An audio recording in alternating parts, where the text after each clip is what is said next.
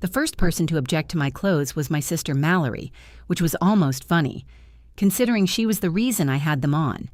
She stood in the gravel parking lot with a clipboard tucked against her ribs, staring at my faded gray sweatshirt and loose navy sweatpants. "What are you wearing? You said no uniform. I didn't tell you to come dressed like you're waiting for the dryer." Behind her, our family reunion was already unfolding beneath a banner that read, "Hales Come Home." Mallory had ordered it in navy and cream. She had also ordered matching shirts, printed schedules, wooden signs pointing toward the cabins, and apparently a specific acceptable level of casualness that my clothes had failed to reach. My mother came out of the pavilion carrying a bowl covered in foil. She looked me over and stopped. "Erin, your father's memorial is tomorrow. I know when it is. Then why would you come looking like that?" I could have told her right there. I could have said these were the clothes I'd been wearing the day I came home because the uniform my family had banned from the reunion had been cut off me 6,000 miles away. Instead, I lifted the cooler out of my trunk and said, "Good to see you too, Mom." 36 hours earlier, my dress uniform had been hanging from the hook above my bedroom door. It had been there for a week, sealed in clear plastic after I got it cleaned, as if I were trying to preserve evidence. Every time I walked past it, I checked for some new problem. Dust on the shoulders, a loose button, a ribbon 1/2 millimeter out of line. After 16 years in the Army, I could prepare a uniform without conscious thought, but retirement had made me suspicious of everything I knew how to do. My grandmother Ruth had asked me to wear it. She had called on Tuesday evening while I was trying to decide whether a lamp looked normal on the floor or whether I had simply given up. "Your grandfather had exactly one good photograph in his whole life," she'd said, "and he was wearing a uniform in it. Granddad also looked like he'd just been arrested. He was 21. Everyone looked guilty at 21. I'd laughed, and she'd told me the reunion photographer would take the first big family picture since my father died. She wanted me in uniform.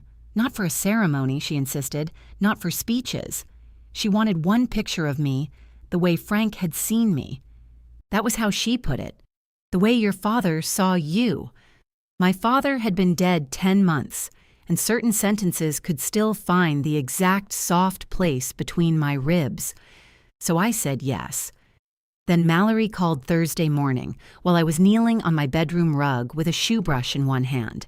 Her name filled the screen above an old picture of the 3 of us at the lake.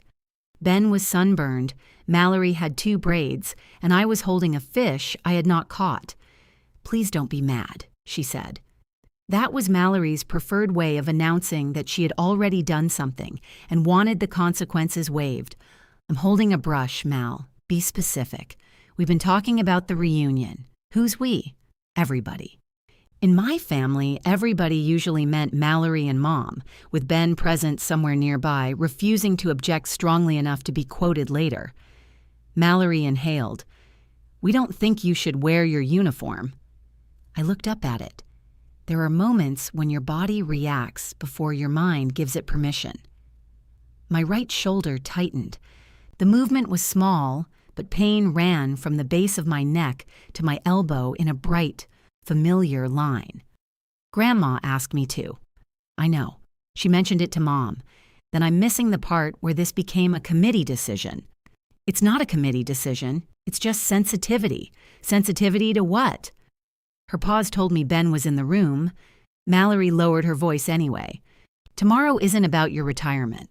I never said it was, but the uniform makes it look that way. People are going to fuss over you, and Ben doesn't deserve to spend Dad's memorial watching everyone congratulate you." I set the brush on the rug. The apartment was quiet enough that I could hear the refrigerator kick on in the kitchen. I had lived there for 11 months and still hadn't hung most of my pictures. 3 framed photographs leaned against the wall behind the television, waiting for me to decide if I was staying. Did Ben say that? He doesn't have to say everything. Actually, when you're using his feelings to tell me what I can wear, he does. A muffled exchange came through the phone. Then my mother's voice arrived, clearer and closer. "Erin, nobody's attacking you. Hi, Mom. It's a family reunion, not a military function. I know where I'm going, then dress like it. I stood slowly, using my left hand against the bed. Grandma wanted a photograph for Dad. Your father was proud of you. We all know that. He made sure we all knew that.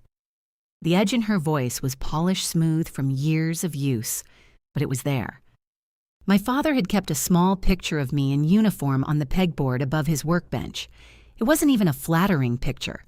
My hair looked shellacked, and one eye was halfway closed. Ben had once said Dad displayed it because every workshop needed at least one warning label. Mom continued, "This weekend is supposed to be about being together. Ben was here for your father every day. He put his life on hold.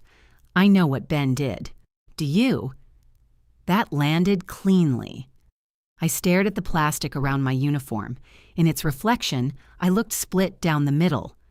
Mom sighed. "We just don't want a display. It wasn't going to be a display. You don't have to intend it, Aaron. It happens when you walk in wearing all that. All that, like the ribbons had bred overnight." I asked, "Is Ben there?" There was another pause, followed by my brother's voice from farther away. "Do whatever you want." He sounded tired.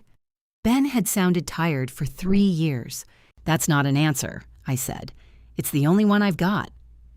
Then he walked out of whatever room they were in. I knew because I heard a door close and my mother say his name in the sharp tone she used when someone refused the role she had written for them. Mallory came back on. "Can you please just do this one thing without turning it into a whole issue?" I almost admired that sentence. She had called to ban my clothing, enlisted our mother, invoked our dead father and our exhausted brother, and somehow I was the one expanding the conflict. "Fine," I said. Her relief was immediate. "Thank you." Was there anything else? Actually, yes. Could you bring 2 large coolers? The pavilion refrigerator is smaller than the website made it look. There she was. I closed my eyes. Sure. And maybe an extension cord. Of course. "I love you." Mallory said it quickly before I could make the words expensive. "Love you too." After we hung up, I took the uniform down. I didn't rip it from the hook or throw it across the room. That would have been satisfying for about 4 seconds and embarrassing for years. I carried it to the hall closet, pushed aside 2 winter coats, and hung it in the dark.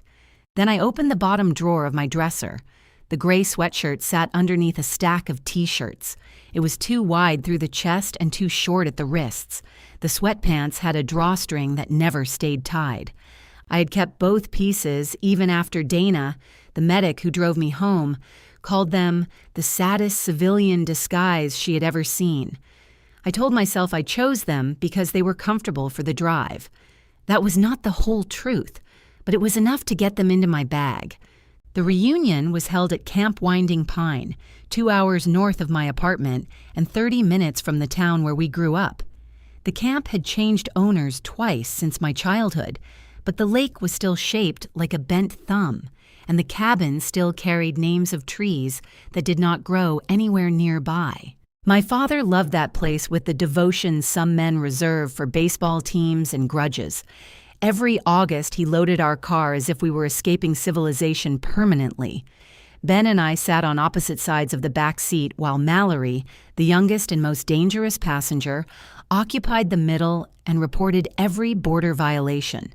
Frank Hale believed relaxation required equipment: tarps, lanterns, folding chairs, 3 coolers, a tackle box heavy enough to anchor a boat. He spent half the reunion repairing things nobody had asked him to touch, and the other half complaining that nobody knew how to relax. I passed the old hardware store on my way out of town and saw him for half a second in the window, head bent over a tray of screws. It was only a man in a tan cap. I kept driving. Mallory called twice during the trip. The first time, she wanted to know whether I had left yet.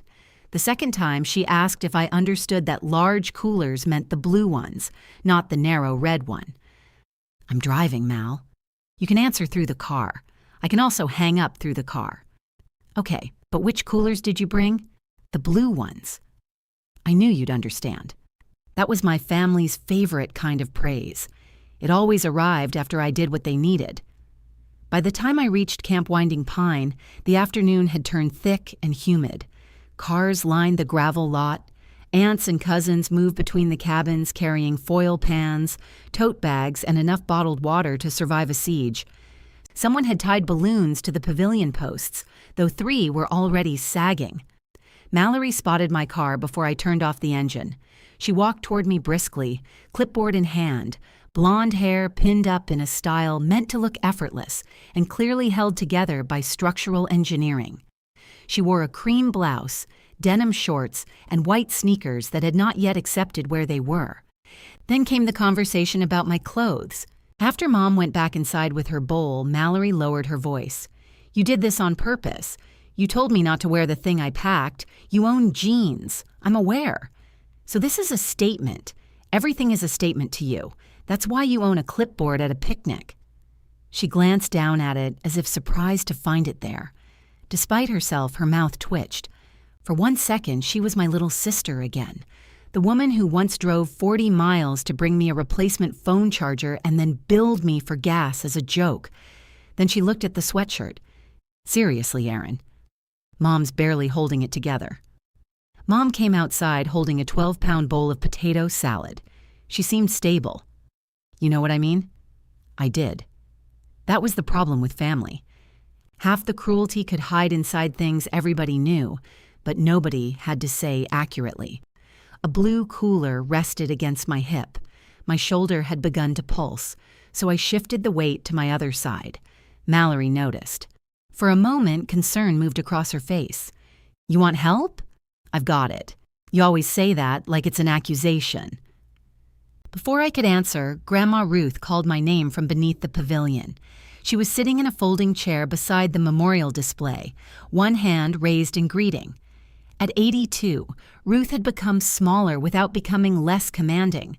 Her silver hair was cut close to her head, and she wore red lipstick that survived lunch better than most military equipment survived transport. I carried the cooler toward her. She hugged me around the waist before pulling back to inspect my clothes. "Where's your uniform?" Across the pavilion, my mother stopped arranging serving spoons. Mallory became intensely interested in her clipboard. I bent and kissed Ruth's cheek. Change of plans. Her eyes moved from me to Mom, then to Mallory. She understood family weather faster than anyone I knew. "Well," she said, patting my arm, "you came. That's what matters." Behind her stood 3 large foam boards covered in photographs of my father. The center board showed Ben beside Frank's hospital chair, Ben repairing the porch, Ben asleep at the kitchen table with a mug beside his hand. "Son, who stayed," the card beneath them read. Mallory's board was trimmed with blue ribbon, keeper of our traditions. I found mine at the far end. It held postcards I had mailed from Germany, Texas, Georgia, and Kuwait, along with photographs of me beside vehicles, hangars, and people my family had never met. The card beneath my name read, "The One Who Wandered." I stood there in the clothes I had come home in and realized my uniform had not been banned because it would distract from my father's story. It had been banned because my family had already written mine. For a few seconds, I thought I had read it wrong. Wandered could be generous. Poets wandered. People wandered through museums and farmers' markets. Nobody ever described a man staggering around a parking garage because he had lost his car as the one who wandered. But maybe they should have. I reached for the card. Mallory stepped between me and the board. "It's not finished. It looks laminated. I mean the whole display." Ruth leaned forward in her chair. "Who wrote that?" Mallory's fingers tightened around her clipboard. "I did, but it isn't negative." "No," Ruth said. "It's supposed to describe our different relationships with Dad. Ben was here. I kept the reunions going. Aaron traveled. I was stationed," I said. "I know. That's different from wandering." Mallory looked at Mom for support. Mom placed another serving spoon on the table, though every bowl already had one. "Your father used to call you his explorer," she said. "No. He called me Magellan when I got lost coming home from Nashville." Ruth snorted. Mallory's face reddened. I was trying to make it affectionate. Then why not write Dad's Explorer? Because nobody would understand what that meant. They'd understand it better than unemployed drifter, which is where this lands. I didn't write unemployed. That was thoughtful. Mom set the spoon down hard enough to make the potato salad tremble beneath its foil. Aaron, please. You've been here 5 minutes. I haven't raised my voice. You don't have to raise your voice. You get that expression. What expression? The one you have now. I turned toward Ruth. Do I have an expression? You look like you're counting exits. That was accurate enough to quiet me. Mallory pulled the card from its plastic holder. For one hopeful moment, I thought she intended to throw it away. Instead, she flipped it over and wrote something on the back. Temporary, she said. I'll change it tonight. To what? I don't know yet. Try my name. She slid the card beneath the bottom edge of the board, hiding it but not discarding it. A compromise only Mallory could have invented. From the gravel lot came the crunch of tires, followed by 2 car doors and Aunt Jo shouting that someone had blocked the unloading zone. Mallory flinched as if the camp were under attack. I need to handle arrivals. Of course you do. She pointed at the blue cooler. Could you get the drinks chilled? The refrigerator's behind the kitchen. You mean the refrigerator that isn't big enough. It's bigger than it looks in the pictures. You already told me it wasn't. I'm choosing optimism. She hurried toward the lot before optimism required manual labor. I carried the cooler into the pavilion kitchen. The refrigerator was the width of a filing cabinet and already packed with trays. Somebody had put 6 bags of ice in the freezer, which was almost sweet in its misunderstanding of physics. A power strip ran from the wall behind the refrigerator to 2 slow cookers, a coffee urn, and a box fan.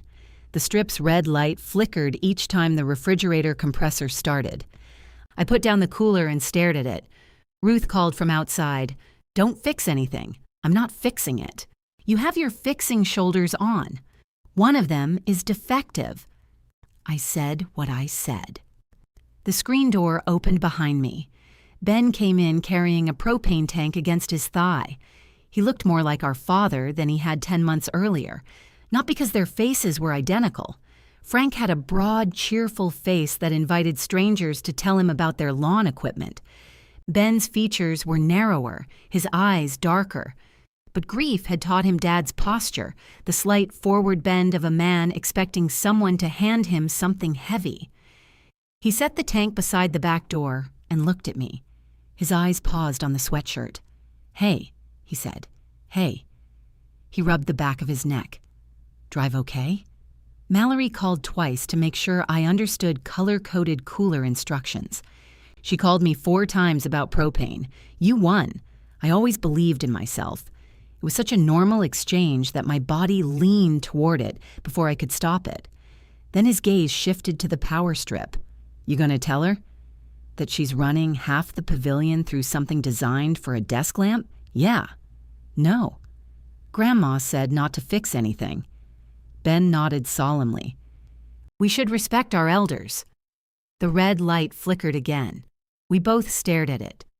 Extension cord? He asked. Orange bin in my trunk? Of course it is. That's less impressive. He went outside and returned with the cord before I could offer to help. Together, we moved the coffee urn to a different outlet across the pavilion. He did not ask what to plug in or where. Ben had spent 20 years repairing heating systems and could look at a circuit the way some people looked at a weather forecast. When we finished, the box fan blew directly into the potato salad. Mom appeared in the doorway. Why is that in here? It was running through the same strip as the refrigerator, Ben said. She pointed to the cord crossing the floor. Someone will trip. I'll tape it. With what? I opened the side pocket of my duffel and handed him a roll of black tape. Mom watched the exchange. You two always did enjoy making things complicated. Ben looked down at the overloaded power strip now holding 1 slow cooker instead of 4 appliances. Yep, he said. Complicated. He crouched to secure the cord. I began moving bottled drinks into the empty cooler and covering them with ice. Mom stayed in the doorway. Ruth told me she asked you to wear your uniform. I kept working. She did. I wish she'd talked to me first. She's 82, Mom. She doesn't need clearance. You know that's not what I mean. Ben pressed the tape flat with his thumb. He had not looked up. I said, "Mallory made your position clear. Mallory shouldn't have been put in the middle. I didn't put her there." Mom crossed her arms. "There's no reason to be defensive." Ben tore the tape with his teeth. Carol. He had started calling her Carol during Dad's illness. None of us knew why, and none of us had been brave enough to ask. "What?" she said. "Joe's trying to carry a folding table by herself." Mom looked toward the pavilion, distracted by the possibility of another person doing a job incorrectly. She should wait for help. That sounds wise. Mom left to tell Joe she should have waited for help. I watched Ben finish taping the cord. "Did you ask Mallory to call me?" "No." "Did you tell her you didn't want me in uniform?" He sat back on his heels. Outside, someone laughed loudly, and a car alarm chirped twice. The campground smelled like pine cleaner, lake water, and charcoal that had not quite caught. Ben smoothed one corner of tape that was already flat. "I said it was going to be a lot," he told me. "What was?" "The whole thing. Dad's pictures. Everybody talking about him. Grandma wanting some special photograph. Your retirement happening the same week. My retirement isn't on the schedule. Everything doesn't have to be on Mallory's schedule to exist." I wanted to make a joke about that, but his face stopped me. He looked exhausted in a way sleep would not correct. "So you didn't ask her to ban it," I said. "No, but you wanted her to." He stood carefully. "I don't know what I wanted. That's convenient." "No, convenient would have been saying yes and letting you be mad at her." His voice remained low. Ben had always gotten quieter as he approached anger, while Mallory got louder and I got precise. I didn't want tomorrow turning into everybody telling you how proud Dad was while I stood there holding his jacket. "What jacket?" Ben's jaw tightened, just slightly. "Nothing." That didn't sound like nothing. "It's part of the picture. Ask Mallory." He lifted the empty power strip and carried it into the supply closet, ending the conversation by walking away with an electrical accessory. Frank would have admired the technique. I finished loading the cooler. My shoulder had gone from pulsing to burning, but I could still move it. At rehabilitation, they had taught me a 10-point pain scale, a system that assumed pain arrived in orderly increments instead of moods. I was at a 5, maybe 6. Enough to change how I held a bottle, not enough to let my family see me change it. When I returned to the pavilion, Aunt Jo caught me around the neck with one arm. She smelled like peppermint and insect repellent. "Look at you," she said. "Skinny as a fence post. I'm the same weight." "Then you were too skinny before." Jo was Dad's older sister and treated facts as obstacles to intimacy. She held me at arm's length. "You look tired." "So do you." "Yes, but I'm old. It's appropriate." "You're 63. Ancient, practically decorative." Her eyes dropped to my sweatshirt. "Comfortable?" "Very. Good." She did not ask why I was wearing it, which made her the first person to behave as if clothing might not be a referendum. Jo took the cooler handle opposite me without permission. Together, we carried it beneath the long drink table. "You see the boards?" she asked. I did. "Mallory worked hard. That sentence is covering a lot." Joe's mouth tightened. "Your sister thinks effort makes her right. She inherited that honestly. From your mother, not my side. Thank you for clarifying the bloodline." We straightened. Joe looked toward Dad's photographs. "He kept every postcard you sent." "I know. Mallory has them all pinned up there like evidence. He read them to people." "That sounds like Dad. He read the boring parts, too. Weather, food. That time you complained for a whole paragraph about a washing machine. It ate 4 socks. He made it sound like foreign correspondence." A laugh escaped me before I could decide whether it hurt. Across the pavilion, Ben was unfolding chairs beside our cousin Laurel, who had a camera hanging from her neck. Mallory stood between them, moving each chair 6 inches to the left. Jo followed my gaze. "Your brother's not doing well," she said. "I noticed. He won't say it. He doesn't say most things. Neither do you. Is this the reunion or an intervention? We couldn't afford a good intervention." She squeezed my hand and went to rescue a tray of deviled eggs from direct sunlight. A printed schedule lay on the drink table. Mallory had used navy ink and little pine tree icons. Dinner at 6. Family trivia at 7:30. Memorial breakfast the next morning. Lake walk. Photographs at 11. Beside the group photo listing, she had added wardrobe notes. Ruth, red cardigan. Carol, Frank's fishing hat. Mallory, Aunt Diane's reunion apron. Ben, Frank's work jacket. My name was below his. Aaron, casual attire. No uniform, please. Not uniforms. Singular. At the bottom, in smaller print, Mallory had written, "Clothing represents the roles through which we carry Frank's memory forward." Ben had been assigned the jacket of the father he stayed to care for. Mallory had assigned herself the family traditions. Mom got the grief everyone could recognize, and I had been instructed to come as nothing. I read the note twice, hoping the second time would reveal some innocent interpretation. It did not. I carried the schedule to Mallory, who was arranging place cards around tables that did not need assigned seating. "What is this?" She looked at the paper, then at me. "The schedule." I recognized the numbers. "Then what are you asking?" I pointed at my name. Mallory lowered her voice. "We already discussed this." "No, you called me and said the family had decided. You didn't mention you'd printed instructions. These are for the photo team. The photo team is Laurel." Laurel lifted her camera from across the pavilion. "I'm honored by the promotion." Mallory glared at her. Laurel resumed, pretending to clean her lens. "I wrote it before we talked," Mallory said. "Then you knew you were banning it before you called. I knew Grandma had asked you to wear it. I wanted the photographer to understand the plan where everybody else wears something meaningful. Their dad's things.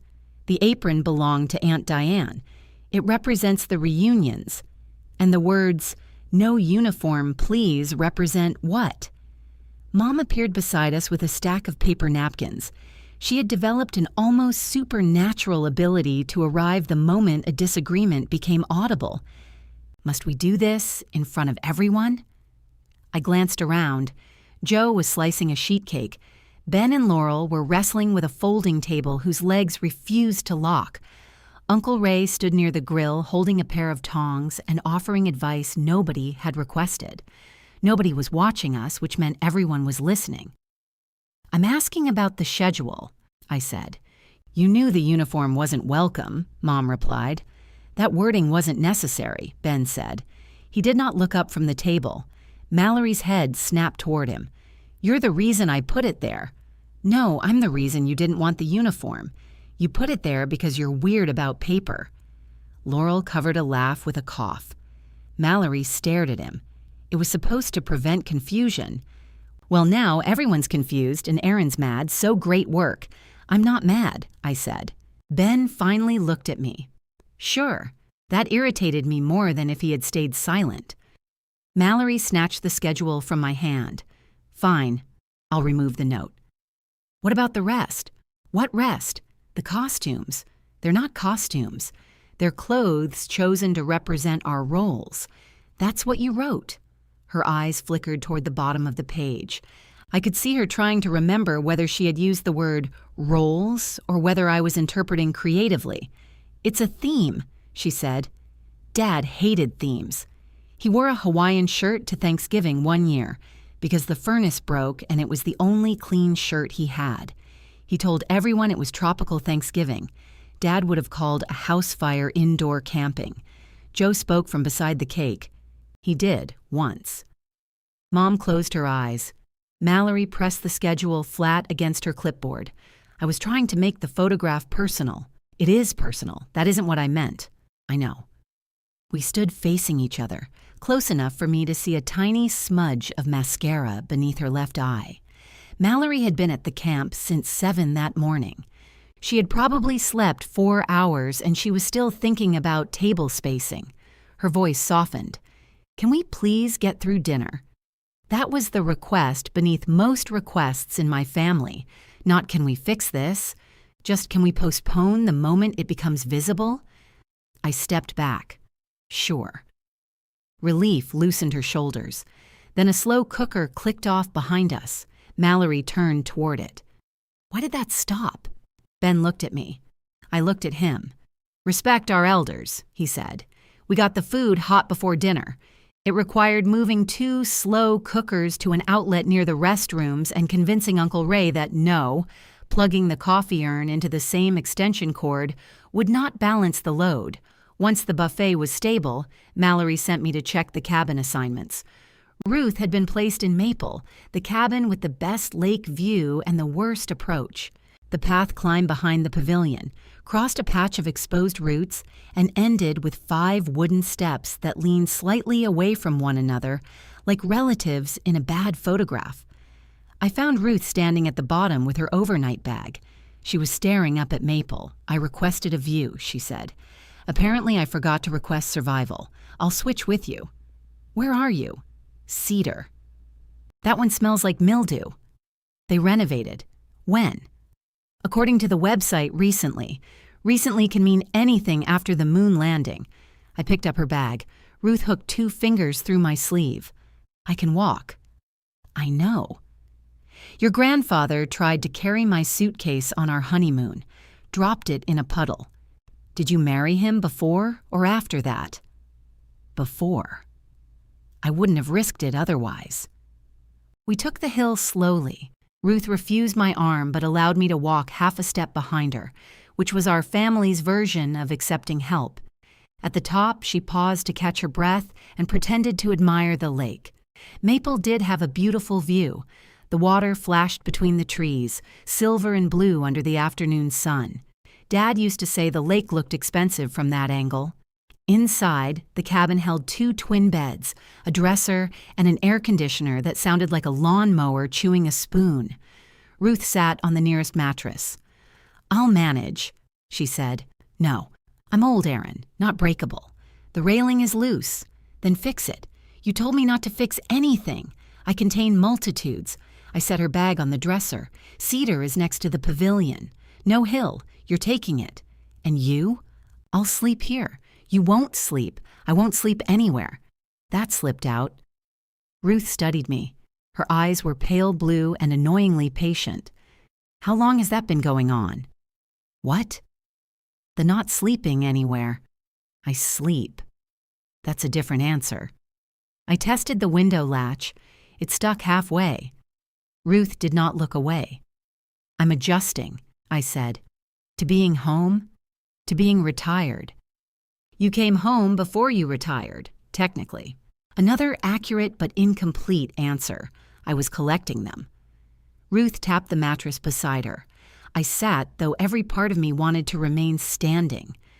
"Your father worried about you," she said. "He worried about weather he couldn't see. He worried because you sounded fine. That makes no sense. It does to me." Outside, someone shouted that the grill was smoking. Someone else shouted back that grills were supposed to smoke. Ruth's mouth curved. "Your father sounded fine too," she said, "even when he wasn't." I looked through the window at the lake. "Mom doesn't want this weekend to turn into a conversation about me. Your mother doesn't want most weekends to turn into conversations about anyone she cannot manage. That's unkind. It's accurate. Those get confused as we age." I smiled despite myself. Ruth touched the cuff of my sweatshirt just once. "These comfortable?" "Very. Ugly as sin. There she is." She patted my knee. "Take me to Cedar before Mallory discovers we changed her chart." Mallory discovered it before we reached the bottom of the hill. She stood on the path with both hands on her hips. Grandma asked for Maple. Grandma changed her mind. "I'm standing right here," Ruth said. Mallory looked from her to me. "Cedar has 1 bed. I'll take Maple. But your shoulder." The word appeared between us and vanished just as quickly. Ruth turned toward me. I kept my face still. "What about it?" Mallory's confidence faltered. "Nothing." "You said driving makes it stiff." I drove. It got stiff. "Now I'm going to sleep in a cabin with a view." Ruth looked unconvinced, but she let it go. Mallory adjusted the cabin chart on her clipboard. "Fine. But I'm not moving luggage again tomorrow. I moved the luggage today." "That's not the point. What is the point? I don't know anymore." For once, she sounded honest. Dinner began 20 minutes late because Joe had misplaced the serving knife, which turned out to be in her hand. We filled paper plates with grilled chicken, potato salad, beans, and rolls that had hardened around the edges. The place cards put me between Ruth and Uncle Ray, across from Mom and Ben. Mallory sat at the end of the table nearest the buffet so she could keep standing up. Uncle Ray asked me what I planned to do now that I was free. I'm considering a few things. Mom answered before he could ask which things. She'll probably come back this way. I looked at her. Will I? It would make sense. Why? She dabbed her mouth with a napkin. Your apartment is temporary. I've lived there almost a year. You never unpacked. That was true, but she should not have known it. How do you know that? You showed me the living room on video. That was 8 months ago. Were there pictures on the walls when you left today? Ben focused very carefully on cutting his chicken. I said, my decorating choices aren't a relocation plan.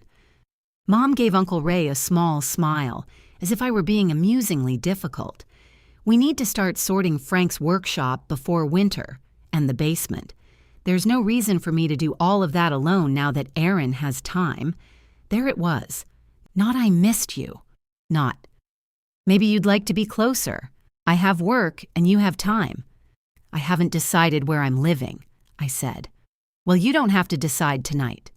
Her tone was generous. She had apparently granted me until morning. Ben put down his fork. Hire somebody for the basement. Mom stared at him. Why would I pay a stranger when your sister is perfectly capable? Because perfectly capable isn't the same as available. The words surprised all three of us. Mom recovered first. I wasn't talking to you. No, Ben said. You were volunteering Aaron. I'm asking my daughter for help clearing her father's belongings. You weren't asking. Mom's face changed. Not much. Just enough for me to see the tiredness beneath the control. I did not realize, she said, that needing my family had become some kind of offense. Ben leaned back. I could tell he regretted speaking, not because he disagreed, but because Mom had reached for the oldest weapon in the house, and he was too tired to defend himself against it. So I gave her the answer she expected from me.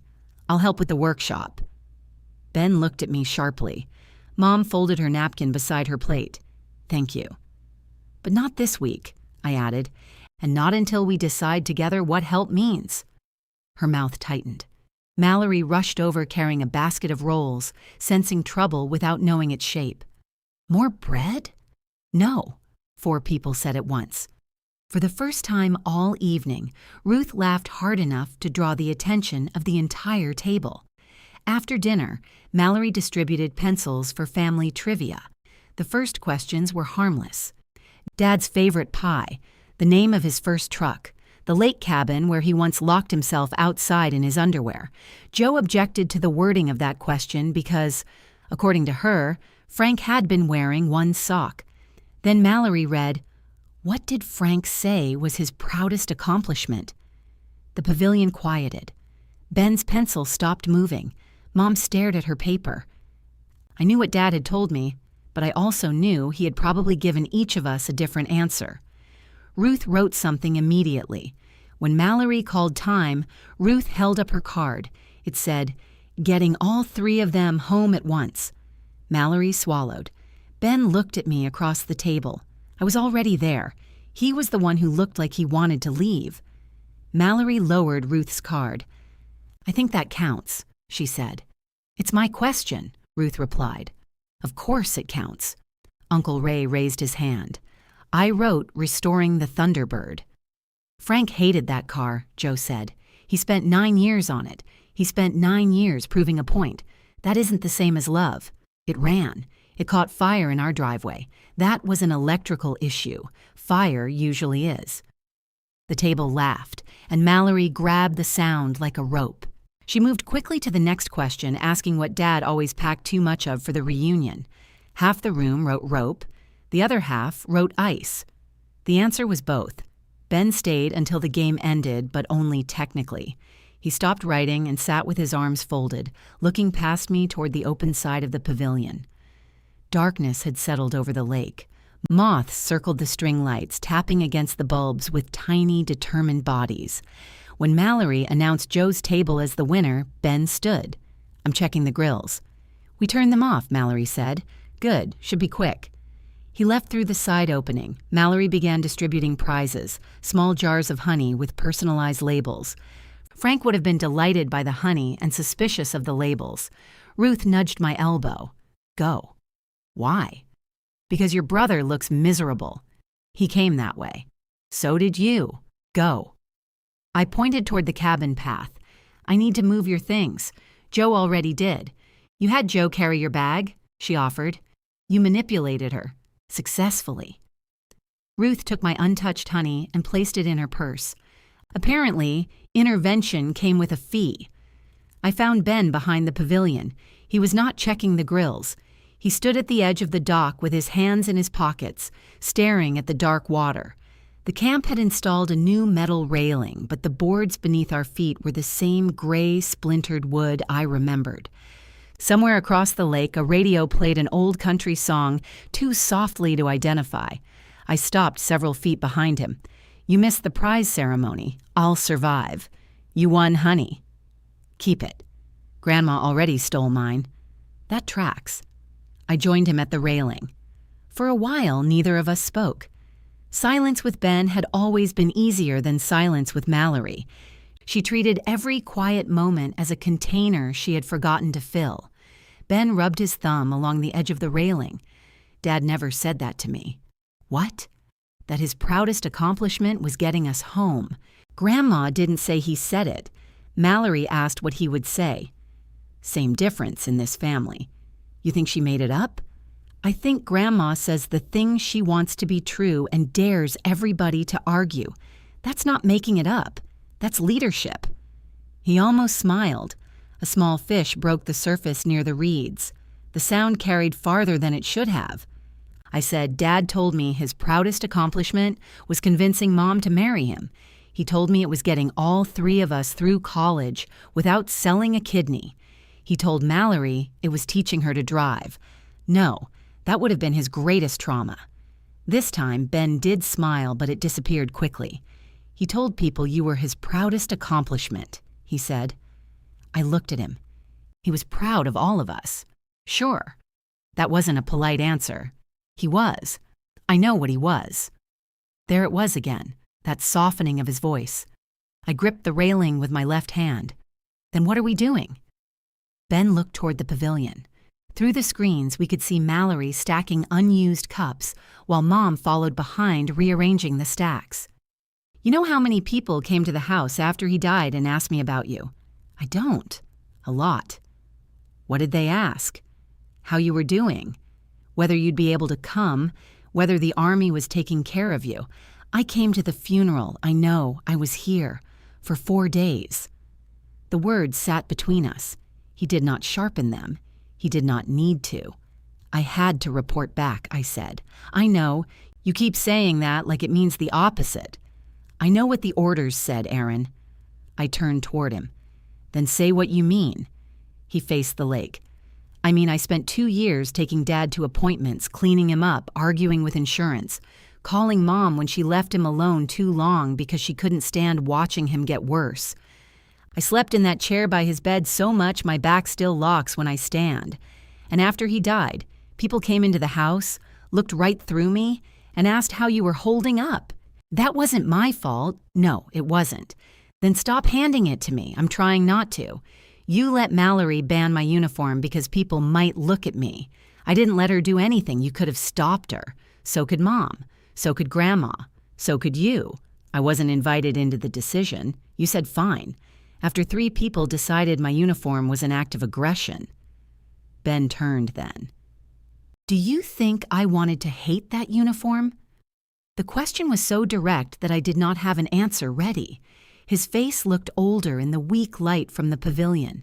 There were grooves beside his mouth I did not remember. He continued, Dad had your picture over his workbench. He showed it to every customer who stood still. He knew what every stripe meant, every ribbon. He couldn't remember what month I installed the new furnace, but he remembered where you went to basic training. That wasn't something I did to you. I know. Stop saying that. What do you want me to say? I want you to tell me why I'm being punished for leaving when you're the one who never told me you needed help. I told you Dad was getting worse. You said he was stable. He was stable until he wasn't. You said the new medication was working. It did. Then it didn't. You sent me pictures of him smiling. What was I supposed to send? A picture of him throwing up in a bucket? Yes. Ben blinked. If that was the truth, I said, yes. He would have hated that. He hated people lying to protect him. He hated you seeing him weak. The certainty in Ben's voice made me step back. Did he say that? More than once. When? Does it matter? Yes. He looked down at his hands. After the hospital in March, when you called and he wouldn't get on the phone. Mom had told me Dad was sleeping. I remembered standing beneath the metal stairs outside the barracks, watching rain collect in the dirt, while Mom spoke in the careful voice she used for medical updates. Dad's resting. No need to worry. Focus on your work. He was awake, I said. Ben exhaled. He didn't want you hearing him confused, and you all decided that for me. He decided. You went along with it. I was there. The words came out harsher than everything before them. I felt my shoulders seize.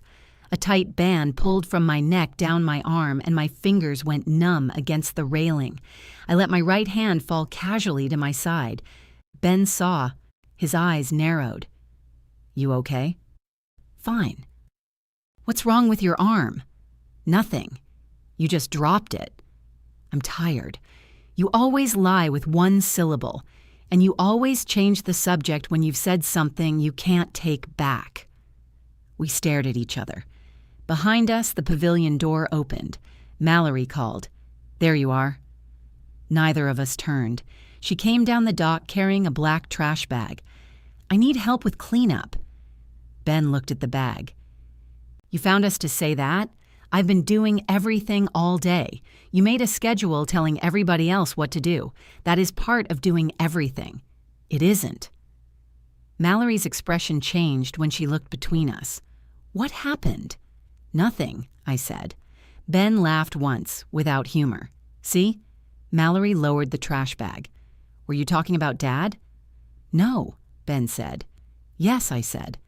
She closed her eyes briefly. "You two couldn't wait until after tomorrow." Ben stepped past her. "Apparently not." She turned as he walked away. "Where are you going?" "My cabin." "But the tables, leave them. We need them for breakfast. There'll still be tables in the morning." He disappeared around the pavilion. Mallory looked at me. "What did you say to him?" That was so perfectly Mallory that I laughed. "I'm serious. So am I. He was fine at dinner." "No, he was quiet at dinner. You keep confusing those." She folded the top of the trash bag around her hand. "I'm trying to make this weekend good." "For who?" "For everybody." "Everybody isn't a single person, Mal. I know that. Do you?" Her eyes filled before I finished speaking. Mallory looked away immediately, furious at the evidence. "Dad wanted us together," she said. "Dad wanted a lot of things." "Why does everything he wanted suddenly have to be wrong?" "It doesn't." "Then why are you fighting every detail?" "Because you assigned us costumes and captions like we stopped becoming people when he died." She flinched. I regretted the sentence, but not enough to retrieve it. The black bag slipped from her hand. Empty paper plates spilled across the dock. I bent automatically to gather them. Pain flashed through my shoulder, hot enough to turn the water white at the edges. Mallory crouched beside me. "Stop," she said. "I've got it. You don't." I said, "I heard you." She took the plates from my hand. For once, she did not ask permission or apologize. She put everything back into the bag, tied it, and stood. "What happened to your shoulder?" she asked. "I had surgery. I know that." "Then why are you asking?" "Because surgery was 6 months ago, and you're moving like you're trying not to wake something up." The radio across the lake went silent. In the sudden quiet, I could hear the water tapping beneath the dock. Mallory waited. I could have told her. Instead, I said, "It gets stiff when I drive." Her mouth tightened. "That's what you said before. It's still true." She studied the clothes she had mocked when I arrived. Then she looked back at my face. "Where did you get that sweatshirt?" A low roll of thunder moved somewhere beyond the lake. I put my left hand in the pocket so she would not see the right one shaking. "I don't remember," I said. Mallory knew I was lying. This time, she let me. We carried the trash back without speaking. At the pavilion, Mom was wiping tables with a damp dishcloth. Laurel stacked chairs while Joe wrapped the remaining cake in enough foil to block a radio signal. Mom looked past us. "Where's Ben?" "His cabin," Mallory said. "Why?" "He's tired. We're all tired." Mallory tied the trash bag and dropped it beside the door. "Then everybody should go to bed." Mom stared at her. Mallory had spent most of her life yielding to that stare. This time, she took the dishcloth from Mom's hand, tossed it into the sink, and said, "The tables are clean. They're sticky. They're camp tables." They were born sticky. Joe made a sound suspiciously like approval. Mom turned to me. "What did you and Ben discuss?" "Dad." Her face tightened. "Tonight? He came up. Your father has been coming up all day. That happens at memorial reunions. There's no need to be sarcastic." I wasn't. That was not entirely true. Mom folded her arms. "Ben has been fragile since the funeral. Ben would have hated that word.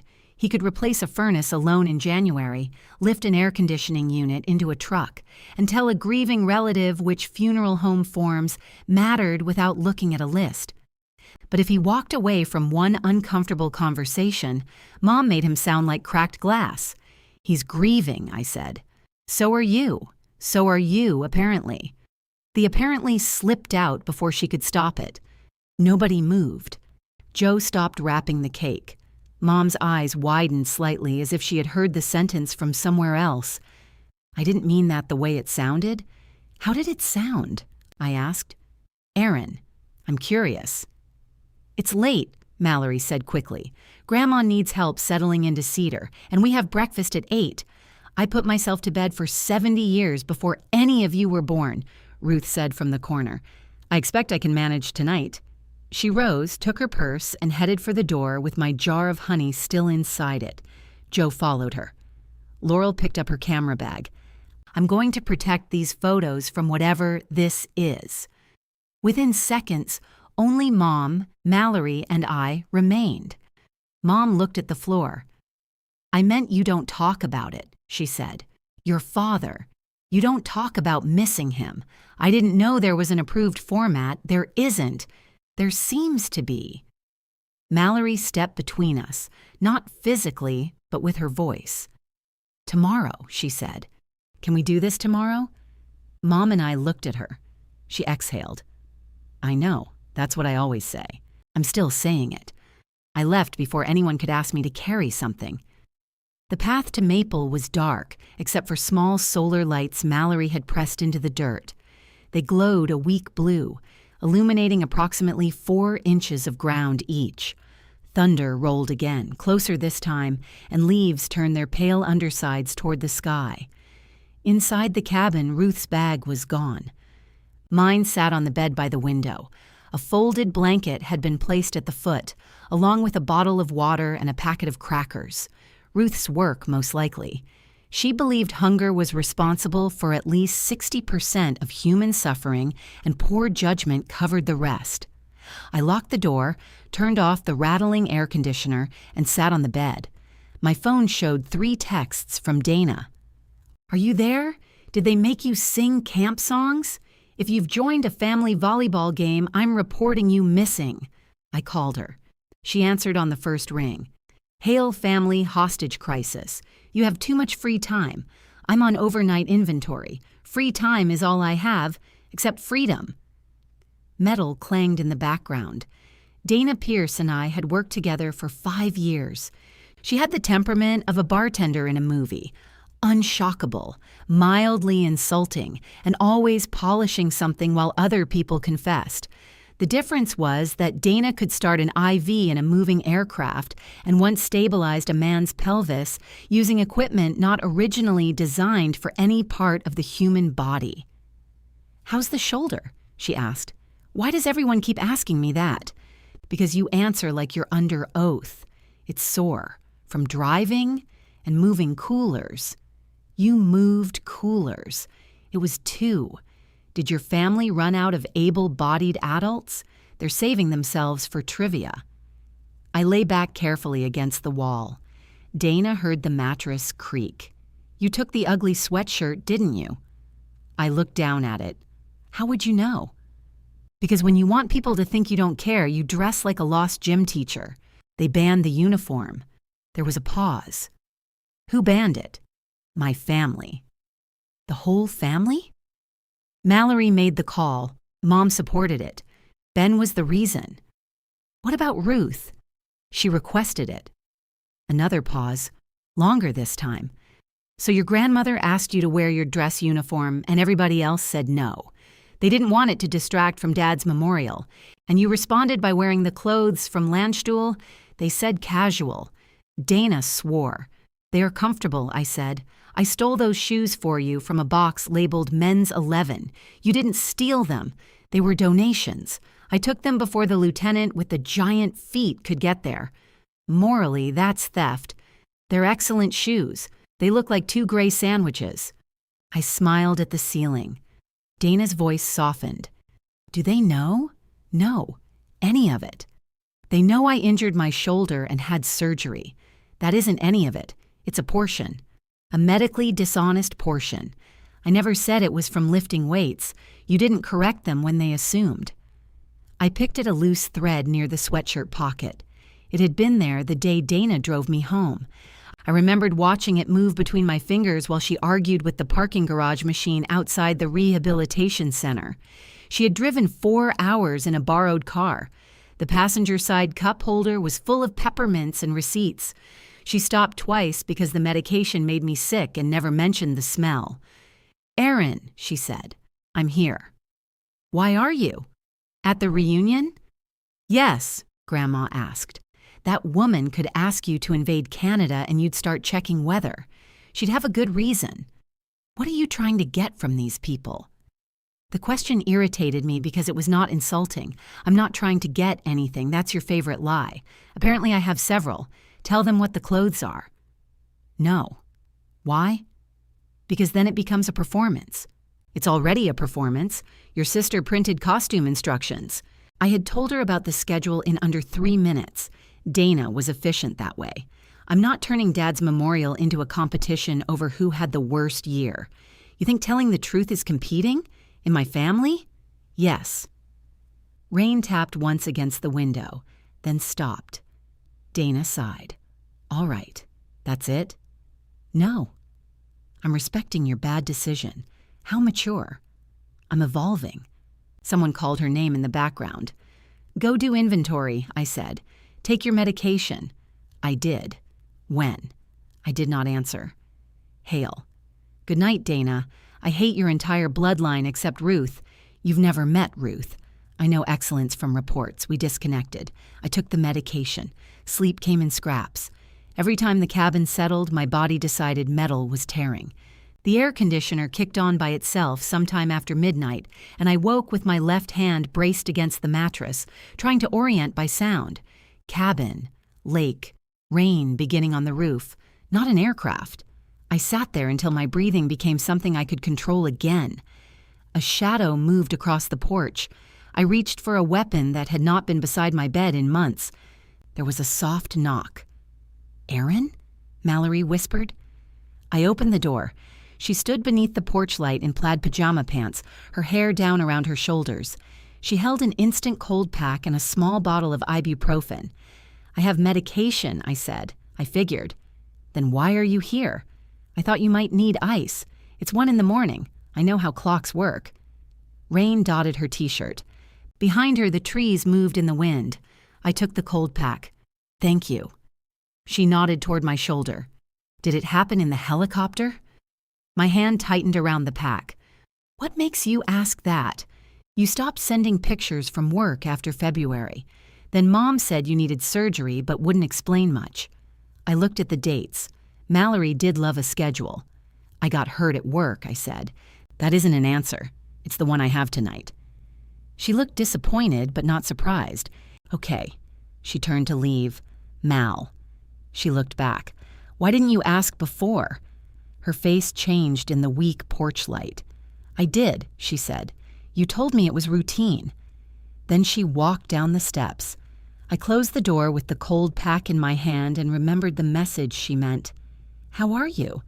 Mom says surgery went okay. Fine, routine. Don't worry. 3 words and an instruction. By breakfast, the rain had stopped, but the camp smelled soaked. Water dripped from the pavilion roof onto one corner of the buffet table, and Mallory had placed a mixing bowl beneath it with a handwritten sign that said, "Roof leak, do not move." She'd also reprinted the schedule. The note beneath my name now read, Erin, attire of her choice. I folded the paper and slipped it into my pocket.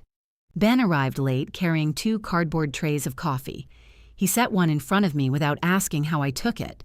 Cream, no sugar. He remembered. Mom watched him, but he chose a seat beside Joe instead of beside her. At the far end of the pavilion, Frank's brown work jacket hung from the back of a chair. His name was still stitched over the pocket from the repair shop he had owned with a partner for nearly 30 years. Mallory entered wearing Aunt Diane's blue reunion apron over her clothes. Pictures are at 11, she announced. Please don't disappear. Ben looked at the jacket. Then he looked at me. I'm not wearing that, he said. Mallory stopped.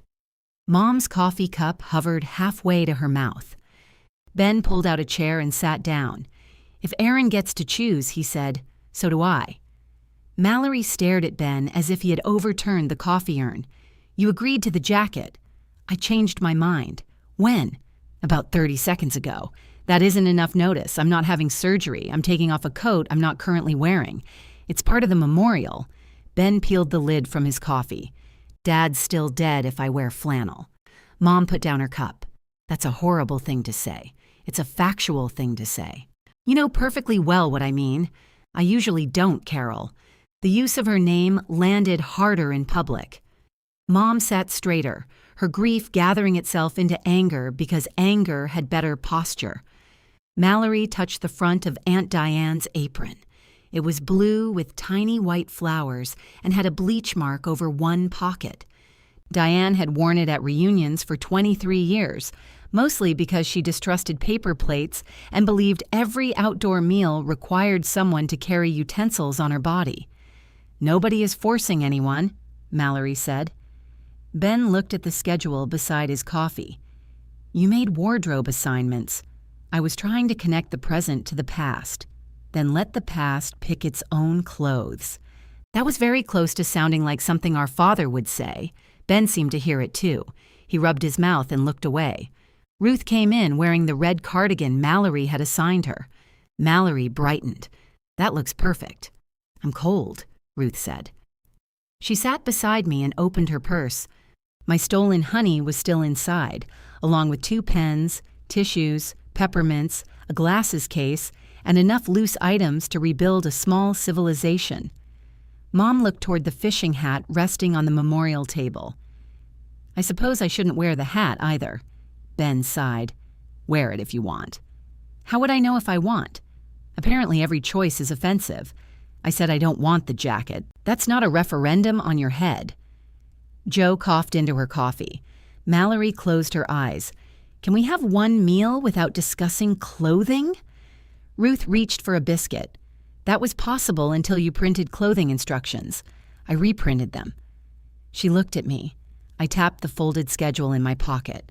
I saw. For a moment, something passed between us that almost qualified as peace. Then Uncle Ray entered with a wet folding chair and asked why everyone looked like the meeting had started without him. The memorial breakfast was supposed to be informal, but Mallory had arranged 3 framed photographs of Dad beside the coffee station and placed small cards on every table that read, "Share a Frank story." Dad would have collected the cards and used them to write down hardware store phone numbers. We ate biscuits, scrambled eggs, and bacon while rainwater dripped steadily into Mallory's mixing bowl. Every few seconds, the roof contributed another plink to the conversation. Ruth stood when most people had food. She did not tap a glass or ask for attention. She simply waited until we noticed. Frank hated speeches, she said, mostly because he believed nobody else knew when to stop talking. A few people laughed. He also hated being spoken about as if he were better dead than alive. So if all you remember is something sweet, check your memory. Jo raised her coffee. He cheated at cards. He did. He borrowed my hedge trimmer and returned it without a blade. That was Ben, Mom said automatically. Ben looked up. That was absolutely Dad. He told me it was you. Exactly. Laughter moved through the pavilion, uneven at first, then warm. Ruth looked pleased. That's more like it, she said. Tell the truth. He can't interrupt. She sat. For the next half hour, people told Frank's stories. Uncle Ray described the Thunderbird fire in greater detail than anyone needed. Laurel remembered Dad insisting her camera tripod was crooked when the floor beneath it was slanted. Jo told everyone about the time Frank tried to fix a toilet during her anniversary party and emerged during dessert, holding a piece nobody wanted identified. Mom resisted at first. She sat with both hands around her coffee, smiling at the appropriate places. Then Aunt Jo said, "Tell them about the motel in Cincinnati." Mom's smile became real despite her efforts. No. Cincinnati, Ray repeated, already laughing. What happened in Cincinnati? Mallory asked. Mom shook her head. Your father booked us a room for our 25th anniversary. He said it had river views. It did, Jo said. From the parking lot, if you stood on the hood of the car. Dad had also packed a portable fan because he did not trust hotel ventilation. At 2 a.m, the fan vibrated off the dresser and landed in the ice bucket. Mom described him standing in his underwear, holding the dripping fan and insisting he could dry it safely with the motel hairdryer. You stayed another night? I asked. We'd already paid. The whole pavilion laughed, including Ben. Mom looked across the table at him. Their eyes met, and for a second they shared something that existed before medications, insurance calls, and funeral arrangements. Then Mallory handed Ben one of the story cards. He turned it over in his fingers. Your turn, she said. I don't have one. You have thousands. That's the problem. The laughter faded. Mallory sat beside him. Just pick something. Ben looked at Dad's work jacket hanging nearby. I remember him being afraid of the shower. Mom's face went still. Ben continued before she could stop him. Toward the end. He slipped once, not badly, but after that, he wouldn't go in unless I stood outside the door. He'd yell at me the whole time. Said I was hovering, said the water pressure was wrong, said I'd put the towel where no sane person would put a towel. Nobody moved. One morning, he was in there forever. I asked if he was okay, and he told me to stop acting like a nervous wife. Jo smiled sadly. I told him no wife would put up with him. He said Mom had managed 43 years. Mom looked down at her hands. Ben rubbed the edge of the card with his thumb. I heard him laughing in there. That's it. That's the story. He placed the blank card on the table. It was not a funny story, exactly. It was not a story Mallory could put on a board. But it brought Dad into the room more completely than the photographs had. Mom reached across the table. Ben hesitated, then let her touch his wrist. I looked away. There are forms of intimacy that become cruel when witnessed too closely. My own story card remained empty. I had memories of Dad, but they arrived connected to phone calls, his voice crackling through bad reception, pictures of a lawnmower he wanted me to diagnose from another country, a 15-minute message explaining why Mallory's new grill was structurally unsound. The last voicemail he left me was 41 seconds long. He had sounded tired. I had saved it without answering. At the time, I was preparing for a flight. I turned the card face down. Ruth noticed but did not comment.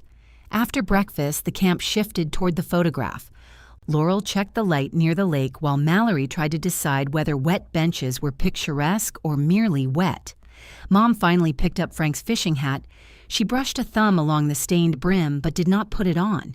"He wore this the last time he came here," she said. Ben nodded. "You had to help him into the boat. I remember. He was furious. He was always furious when he needed help." Mom almost smiled.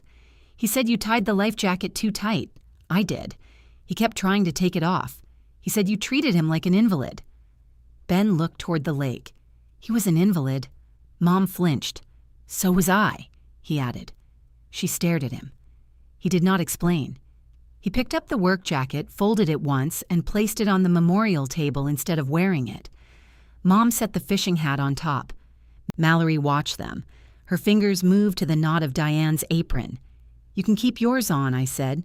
She glanced at me. "I know. It suits you. Is that an insult?" "Not entirely." She studied my face, decided to accept the available portion, and smoothed the apron. Laurel called from outside that we had 10 minutes. People began moving toward the lake. The air remained heavy after the rain, and dark clouds pressed low behind the trees. Mallory hurried between groups, asking everyone to stay near the marked benches. Uncle Ray fell into step beside me. "I thought you were wearing the fancy outfit." I knew what he meant. No. Too hot? Family decision. Ray frowned. "What does that mean?" "It means she was asked not to wear it," Ruth said behind us. Ray slowed. "Who asked?" "Mallory called," I said. "At whose request?" Mallory, several yards ahead, heard her name and turned. Mom did too. "It wasn't appropriate for the occasion," she said. Ray looked at the fishing hat she was no longer carrying, then at Mallory's apron. "Seems like everybody's wearing something." "Not everybody," Ben said. Mallory's cheeks went pink. "This has already been handled." "It was supposed to be a family portrait," Ruth said. "I wanted one photograph of Erin in her uniform." Joe joined us. "Why didn't anyone mention this?" "Because it isn't a public debate," Mom said. "It became public when you printed it," Ben replied. Mom looked at him. "You agreed." "I agreed that the uniform would be difficult. I didn't agree to humiliating her." Nobody spoke. Ben's expression changed as soon as the words left him. He glanced at me, and I could see that he had not meant to call it humiliation. Or maybe he had not meant to admit that he knew. Mallory gripped the clipboard against her apron. "I changed the schedule," she said. "That doesn't change what you did," Ruth replied. The wind lifted the edge of my sweatshirt. Laurel waited near the benches with her camera lowered, pretending not to hear. Mom looked at me in the gray sweatshirt and navy pants. Whatever guilt had appeared on her face hardened into irritation. "You could have worn something decent," she said quietly. "You didn't have to make us look cruel." Mallory whispered, "Mom." "No, she owns other clothes." She chose this because she wanted everyone to ask. Something in me went completely still. I heard Dana telling me to say it. I heard my father's last voicemail. I heard Ben saying he knew what the orders said, as if orders explained every mile between us. I looked at my mother. "These are what I came home in." Her eyes narrowed. "What?" "The uniform you banned was cut off me after the helicopter came down. These came from the donation room at the hospital in Germany. The wind moved through the wet trees." Mallory's clipboard lowered slowly. I touched the cuff of the sweatshirt.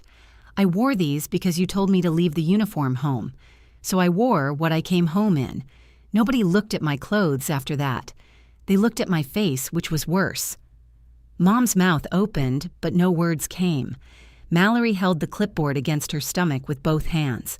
Uncle Ray removed his baseball cap as if someone had begun a prayer. Ben was the first to speak. "When?" The question came out rough. "February." His eyes fixed on me. "What day?" I knew why the date mattered before he said it. "The 18th." Ben's face lost color. Mallory looked between us. "What happened?" "A hard landing. You said the helicopter came down." "It did." "Was it shot down?" The words attracted attention from relatives who had been pretending to study the lake. "I'm not doing this here," I said. Mallory took a step closer. "Doing what?" "Giving a report. I'm asking if you almost died." "That isn't a useful question. It's useful to me." Mom found her voice. You told us you hurt your shoulder. I did hurt my shoulder. You said you needed a routine operation. I said the operation was routine. You knew what we thought. I looked at her. What did you think? That you tore something? Lifting equipment, training? I don't know. You didn't ask. Her face tightened. You don't get to say that. You never tell us anything. I called. Ben looked down. The movement was slight, but everybody close enough saw it. Mom turned toward him. What? He shook his head. Ben, not now. What does the 18th mean? The sky answered for him with a crack of thunder, close enough to shake water from the leaves. Laurel lowered her camera and looked toward the clouds. We need to move! A wind came across the lake in a single cold sheet. It flattened Mallory's apron against her legs and sent 2 of the schedule pages skidding over the wet grass. Mallory reached for them. I caught her wrist. Leave it. It has the photo order. We need to get inside. We can take this quickly. No, it's one picture. Another gust hit the benches. One tipped backward. Laurel was already covering her camera with her jacket. Ray looked toward the pavilion. Rain's coming. Everybody inside, I said. Use the center path, not the dock. Nobody moved for half a second. Then Ruth said, You heard her. Joe took Ruth's arm. I moved to her other side, but Ruth shook us both off. I can walk faster without being kidnapped. The first drops fell hard and widely spaced, darkening the ground like thrown coins. Mallory turned toward the photo display near the pavilion. The boards. Leave them, I said. They're Dad's pictures. They're copies. Not all of them. Ben started toward the display. I stepped into his path. No, it's 20 yards. The wind is picking up. I can get them. So can Mallory. That doesn't make it smart. His jaw set. For one dangerous second, I thought he would go around me. Then a branch snapped somewhere in the trees with a sound like a rifle shot. Ben looked up. Pavilion, I said. He obeyed.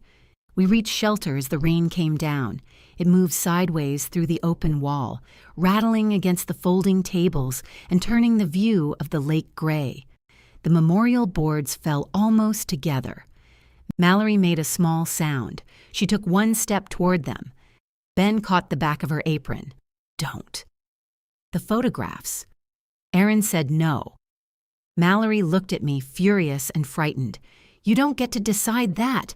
No, the weather does. A flash of lightning turned the pavilion white. The lights flickered. I smelled hot plastic. The orange extension cord ran through a shallow stream of water blowing across the concrete. Ben, I see it. He reached the outlet before me and unplugged the coffee urn. I disconnected the cord at the kitchen wall while Laurel and Ray moved people away from the wet side of the pavilion. Mom stood beside the memorial table clutching Frank's fishing hat. Where should we go? She asked. Center of the pavilion for now. If the wind gets worse, we move to the dining hall. Mallory pressed both palms to her forehead. The dining hall is locked. Who has the key? The camp office. Call them. I don't have the number. It's on your clipboard, Ben said. She looked down. The clipboard was gone. She spun toward the lake. I dropped it. You have your phone, I said. Look up the camp office. Rain hammered the metal roof hard enough to flatten every voice. Mallory fumbled with her phone. Her hands were shaking. I took one breath. Ray, close the kitchen shutters. Laurel, get the bags off the floor. Joe, count heads and make sure nobody stayed on the path. Joe did not object to being assigned a task. That was one of the reasons I liked her. Ben returned from the outlet. Power strips dry. Keep it that way.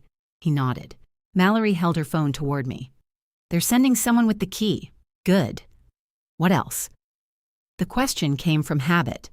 Everyone's attention shifted in my direction. I could feel it happen. The uniform was forbidden, but the person it had built was suddenly welcome. Nothing, I said. Mallory blinked rain from her eyelashes. What? You wait for the key. If the wind gets stronger, stay away from the outside walls. But the boards are boards. We need towels. We need to save the food. The breakfast things are still, then organize that. She stared at me. I lowered my voice. Everyone is safe. I'm not running your reunion." The hurt on her face was immediate. Before I could decide whether to soften it, Ruth touched my elbow. "Sit down," she said. "I'm fine. You're gray. I'm wearing gray. Your face, smartass." She guided me toward a chair. This time, I let her. My shoulder had tightened until my arm felt bolted to my side. I put the instant cold pack Mallory had given me against it through the sweatshirt. The pack was warm now, used up hours ago, but the pressure helped. Mom watched. Her eyes moved from the pack to my face. "Were you injured anywhere else?" I wanted to say no. The word rose automatically. Then I remembered Ben telling me I lied in one syllable. 3 ribs, I said. Concussion, some nerve damage. Mom sat across from me. "And they sent you home dressed like that?" "They transferred me to Germany first." "For how long?" "Long enough." "Who was with you?" "People from my unit." "No." "When you came back here?" Rainwater blew across the floor between us. Someone dropped a stack of cups behind the buffet, and Joe said a word Ruth pretended not to hear. I adjusted the cold pack. Dana drove me. "Dana?" "My friend.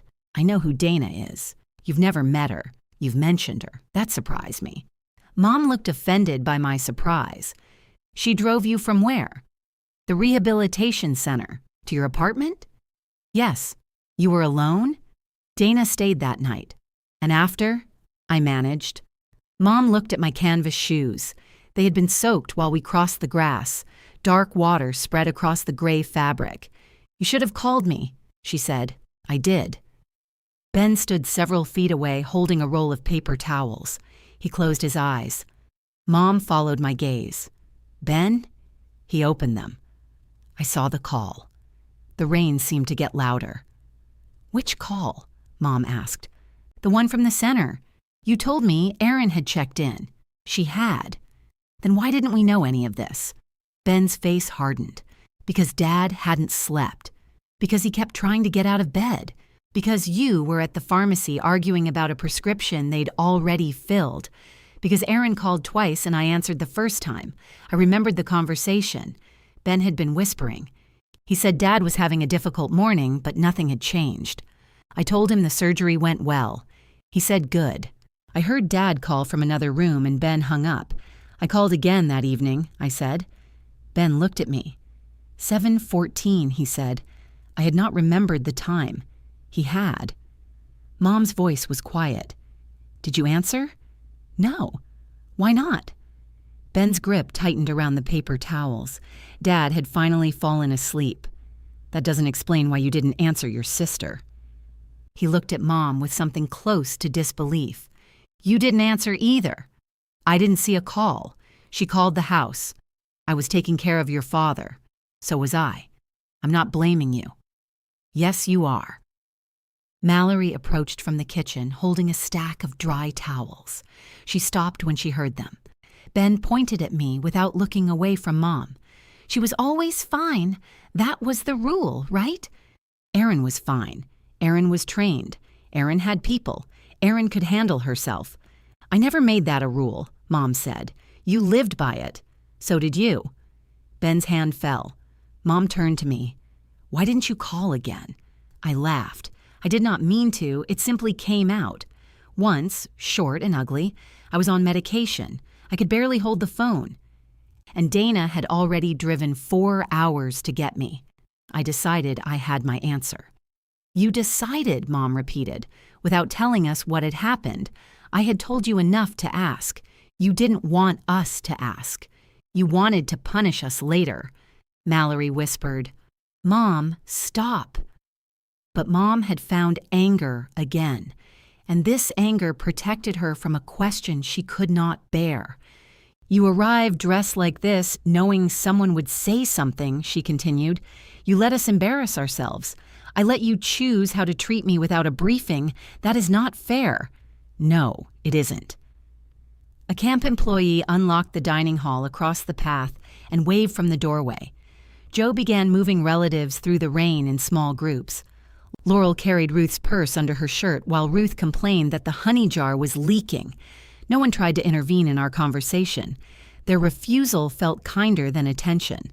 Mallory stood beside the fallen display boards, visible through the rain. Photographs had peeled loose and scattered across the wet grass. She stared at them, then at me. "I'm sorry," she said.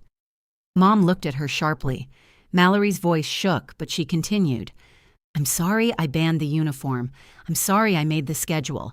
I'm sorry I called the sweatshirt disrespectful." The apology made me tired rather than relieved. I nodded once. She waited for something more. I had nothing safe to give her yet. Ben placed the paper towels on a table. "The second call," I said. He stopped. Mom looked between us. I asked, "Did you ignore it because Dad was asleep?" Ben stared toward the lake. When he answered, he did not turn around. "No." One word. For once, it was the truth. Ben turned the roll of paper towels in his hands. "I knew you'd be okay," he said. The words were almost worse than if he had said he forgot. "You knew. I knew you had people. You didn't know where I was. I knew enough. What does that mean?" He faced me then. His eyes were wet, though whether from rain or something else I couldn't tell. "It means Dad had been awake for 30 hours. Mom was falling apart. The sheets needed changing again. I had missed 3 service calls that week, and one customer told me he was finding somebody more reliable. Then your name came up on the phone."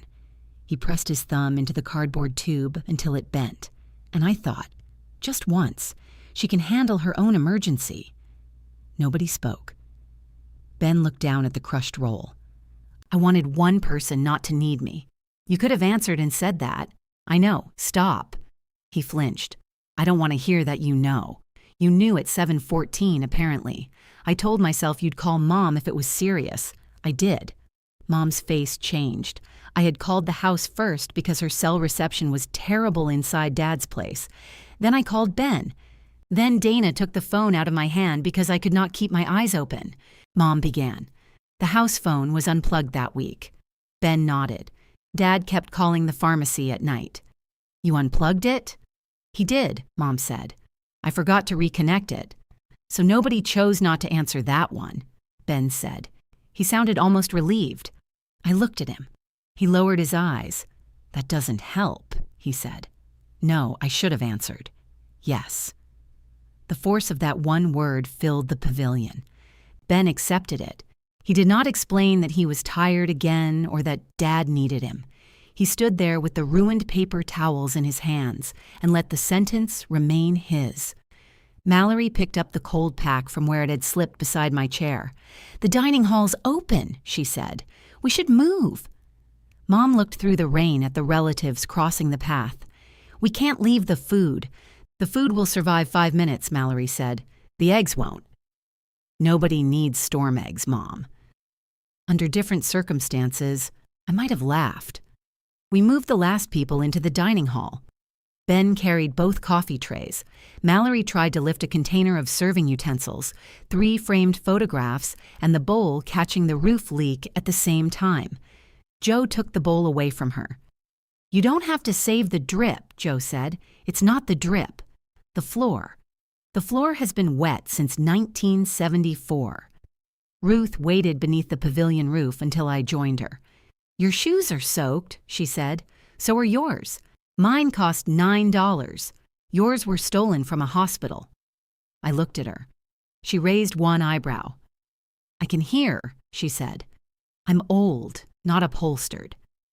We crossed to the dining hall. It smelled like industrial cleaner and old pancakes. Long tables filled the center of the room, and a row of vending machines hummed against the back wall. The camp employee had turned on fluorescent lights so bright that nobody could pretend not to see anybody else's face. The extended family performed a quiet act of mercy. Ray announced that he and Laurel were going to check the weather radar. Joe organized wet towels at the far end. 3 cousins began sorting coffee supplies that did not need sorting. Nobody offered advice. Ruth sat beside a vending machine and removed her shoes. "You have spare socks?" I asked. She opened her purse and produced a rolled pair. "Of course you do. I planned a reunion. I didn't enlist in one." Mom sat alone at the nearest table with Frank's fishing hat in front of her. She had saved it through the storm. Water darkened the brim where rain had struck. She tried to smooth it with her palm. Mallory stood by the window watching the fallen boards. "I can go out when the lightning moves farther away," she said. Ben joined her. "I'll help." "No," I said automatically. They both turned. I stopped myself. It was not my decision now. The immediate danger had passed.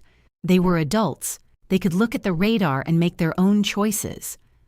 Mallory saw the correction happen. "We'll wait," she said. "Then we'll decide." I nodded. She nodded back. Mom looked at us. "Is that what we're doing now?" Nobody answered. She picked up the hat and carried it to our table. "Your grandmother wanted one weekend," she said to me. "One weekend for Frank. This is for Dad?" "Of course it is. The boards have captions about us. The picture has costumes for us. The arguments are about us. Because you objected to everything. Because everything had already been decided. You could have arrived in normal clothes and let your sister have the photograph she worked for." Mallory turned from the window. "Mom. No, I'm tired of pretending Erin didn't choose this." I looked down at my wet sweatshirt. "She wore hospital clothes," Mallory said. "She wore them because she knew how they would look." "You're blaming her for us not recognizing them?" "How could we recognize something she hid?" I asked her last night. "And did she tell you?" Mallory hesitated. Mom turned to me with grim satisfaction. "There. You wanted this moment. I wanted to attend a reunion. You wanted us to notice something was wrong and feel guilty when we didn't. The accusation landed because a piece of it was true. I had owned jeans.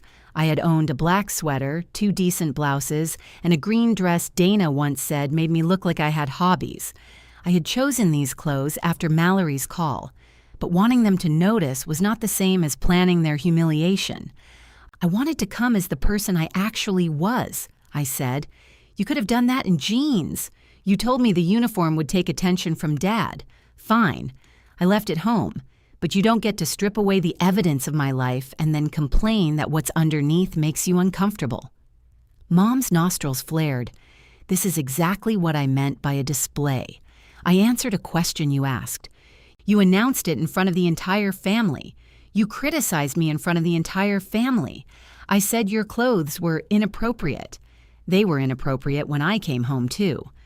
Mom looked as if I had slapped the table. "That is cruel." "What part?" "Using that word." "Home?" "You know what I mean." "No, I don't.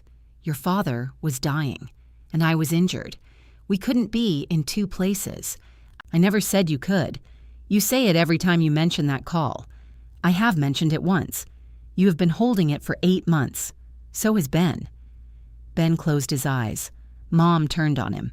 "You should have told me." "So should Erin?" he asked. "Yes." He laughed bitterly. "There it is. I'm not excusing you. You're not hearing me either." Mallory moved between the tables. "Everybody needs to stop." Mom looked at her. "You apologized as if you were the only one who did something wrong." I made the call, at Ben's request. Not his request, his feelings. That is not a distinction. It is to me. Mallory untied Aunt Diane's apron. She folded it carefully, hiding the bleach mark inside. "I decided everybody's role," she said. Erin was right. "Mallory, this weekend is beautiful. It was supposed to be." "It is. The boards are face down in the mud. That isn't your fault." "No, but the labels were." Mom's face tightened. "You were trying to honor your father. I was trying to make him easier." The room went quiet. Mallory placed the folded apron on the table. Dad loved Erin's service. Ben hated how much space it took. You hated how often she left. Grandma wanted everybody home. I thought if I put each of us in one little box, nobody would have to argue about which version was true. She looked toward the rain-streaked window. "I made Dad easy, too." Mom touched the fishing hat. "Your father was not easy." "I know." "Then don't talk as if I asked you to lie. You didn't have to." Mallory's voice was gentle, which hurt Mom more than anger would have. Mom sat down. For a moment she looked small beneath the fluorescent lights. Then she looked at me. "You still owe your sister an apology." Mallory shook her head. "No, she doesn't. She told everyone the uniform was banned." It was. She arrived dressed to provoke us. I provoked her first. Mom's voice sharpened. Stay out of this. You keep putting me in it. I am trying to hold this family together. No, I said.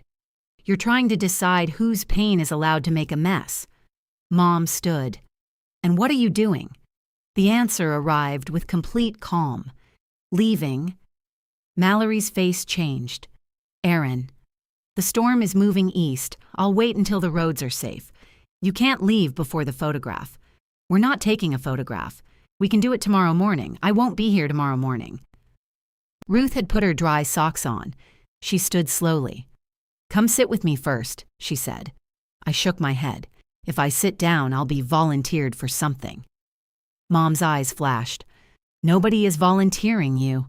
You announced at dinner that I'd clear the basement. That was before I knew you had apparently retired from being part of this family. Ben stepped forward. Carol? I held up my left hand. He stopped. Mom had tears in her eyes now. She looked furious about them. If you walk out every time things become difficult, you prove what everyone thinks. There were half a dozen answers I could have given. Instead, I said, I stayed through the storm. Then I went to pack. The rain had softened to a steady hiss by the time I climbed the hill to Maple. Branches littered the path, and one of Mallory's solar lights blinked beneath a pile of wet leaves. Inside, the cabin felt colder than before. I changed into dry jeans, left the gray sweatshirt on, and put the wet sweatpants and shoes in a plastic laundry bag. My duffel took less than 3 minutes to pack. Years of leaving had made me efficient. The dress uniform was still hanging in my hall closet 2 hours away. For the first time, I was glad I had not brought it. If it had been in the car, someone might have asked me to put it on now when the story made sense to them. I zipped the bag. A knock came at the door. Go away, Mal, it's Ben. I did not answer. He knocked again. Once. I'm not here to stop you. I opened the door. Ben stood on the porch with rain dripping from his hair. He held one of Dad's photographs against his chest, protected inside his flannel shirt. You went out there. Lightning moved off. That wasn't yours to save. I know. The words irritated me on instinct. He saw it. Sorry, he said. Bad phrase.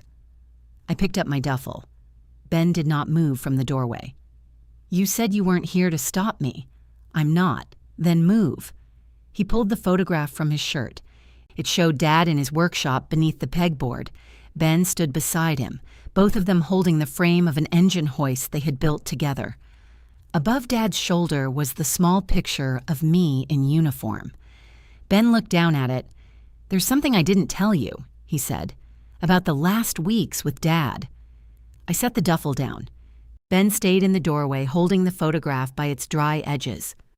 What didn't you tell me? He looked over his shoulder at the wet trees, as if the answer might be safer outside. Dad talked about you constantly. I almost picked up the bag again. That's the secret? No. Because you already told me he showed people my picture. I'm not talking about before he got sick. Ben came inside and closed the door. The cabin suddenly felt too small for both of us and everything we had not said. He placed the photograph on the dresser. Toward the end, he'd get confused about when things were happening. He knew who we were most of the time, but dates got mixed up. You'd call, and afterward he'd ask when you were coming home. I told him I couldn't. I know. I gave him a look. Sorry, he said. I'll find a different phrase. Please. He understood when you explained. Then a few hours later, he'd ask again. I looked at Dad's face in the photograph. He was smiling at the engine hoist as if the machine had posed for the picture. Ben leaned against the wall. The week before he died, I found him at the workbench. He wasn't supposed to be out there alone. He could barely walk from the house, but he'd made it all the way to the shop. What was he doing? Trying to take your picture down. The answer struck so cleanly that I felt nothing at first. Why? He said he needed to pack it. For what? He thought we were driving to get you. I sat on the bed. Ben looked at the floor. I told him you weren't coming. Not gently. How ungently. I said you had a job. I said you always had a job. Rain dripped from the roof outside in slow, heavy taps. What did he say? He said your job mattered. Ben's mouth tightened. I lost it. He had never told me that. Ben lost patience. Ben got angry. Ben walked away. But he did not lose it, not in the language our family used about him. What did you do? I asked him if my job mattered. I asked if he knew how many customers I'd lost taking care of him. I asked if he knew what month it was. Then he looked at me like he didn't recognize me. Ben pressed his palms together. I thought I had scared him. Then he said your name. I closed my eyes. I went outside, he continued. I left him sitting there. I made it halfway to the truck before I went back. Was he okay? He was holding your picture. I could hear Dad's workshop without being there. The old wall clock that ticked too loudly, the heater rattling beneath the window, his boots scraping concrete because he stopped lifting his feet properly near the end. Ben rubbed his thumb against the side of his hand. He asked why you never called. I called every week. I told him that. Did he remember? No. The word came out quietly. I wanted to tell him you didn't call because you didn't care, Ben said. For maybe 5 seconds, I wanted him to believe it. I looked at him. I didn't, he added. I told him you called Sunday. I found your voicemail and played it for him. What voicemail? The one about the garbage disposal. I remembered leaving it from a supply room because the reception in my quarters kept dropping. Dad had sent me a photograph of a rusted screw and asked if I thought the disposal could be repaired. I told him to stop taking apart appliances and call Ben. He listened to it 4 times, Ben said. Then he told me you sounded tired. I laughed once softly. Dad had been unable to remember that I called, but he still heard the thing everyone else missed. Ben sat on the other bed. I hated you for that. For sounding tired, for him hearing it. I let the sentence settle. Outside, water fell from a branch in a sudden rush. Ben continued. I was right there. I was washing his clothes and keeping track of pills and putting rails in the bathroom. You left a voicemail about a garbage disposal and he heard your entire soul in it. That wasn't fair. No. Neither was asking him to stop being proud of me. I didn't ask. You wanted him to. He nodded. I did. My first instinct was to defend Dad. My second was to defend myself. Both instincts were habits, and both allowed me to avoid looking at Ben sitting across from me in damp flannel. So I asked, "What did you need me to do?" His eyebrows rose. Then I said, "What did you actually need?" "You couldn't do it. That isn't what I asked." He looked toward the window. "I needed somebody else to be responsible for one day. You should have told me." "What would you have done?" "I could have arranged help." "Exactly." His answer irritated me. What was wrong with arranging help? Nothing. But you always had a solution that didn't involve you. I opened my mouth, then stopped. He was right often enough to be dangerous. I had sent grocery deliveries. I found a home health service Mom rejected because she did not like the woman who answered the phone. I built medication charts with colored columns. I transferred money to Ben when he missed work, labeled as truck repair because I knew he would refuse it otherwise. I had made myself useful from a distance and called that the same thing as being present. I couldn't leave, I said. I know you couldn't. You're doing it again. No.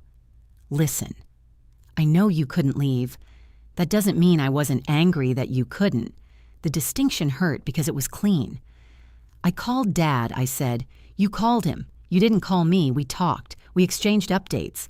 I asked how you were. You asked whether I'd scheduled the respiratory therapist. I remembered the call. I had a pen in my hand and a list on my knee. Ben watched recognition cross my face. I didn't know what else to do, I said. You could have said you were sorry I was alone. I thought Mom was there. He gave me a tired look. You know what I mean. I did. Mom had been physically present through most of Dad's illness, but she could not bear his confusion. She handled food, laundry, prescriptions, phone calls, and every task that could be completed without looking directly at who he was becoming. Ben handled the parts with no names. I'm sorry you were alone, I said. His face tightened. I should have asked about you without turning the answer into a problem to solve. He looked down at his hands. "And I should have answered the phone," he said. "Yes. I didn't ignore it because Dad was asleep. I know that now. I ignored it because I was angry. I saw your name, and I wanted you to be alone for once." He made himself look at me. "I am sorry." The apology did not repair the night Dana drove me home. It did not place my mother in the passenger seat or Ben at my apartment door. It did not erase the call log I had stopped checking only after my medication changed, but it did not ask me to pretend either.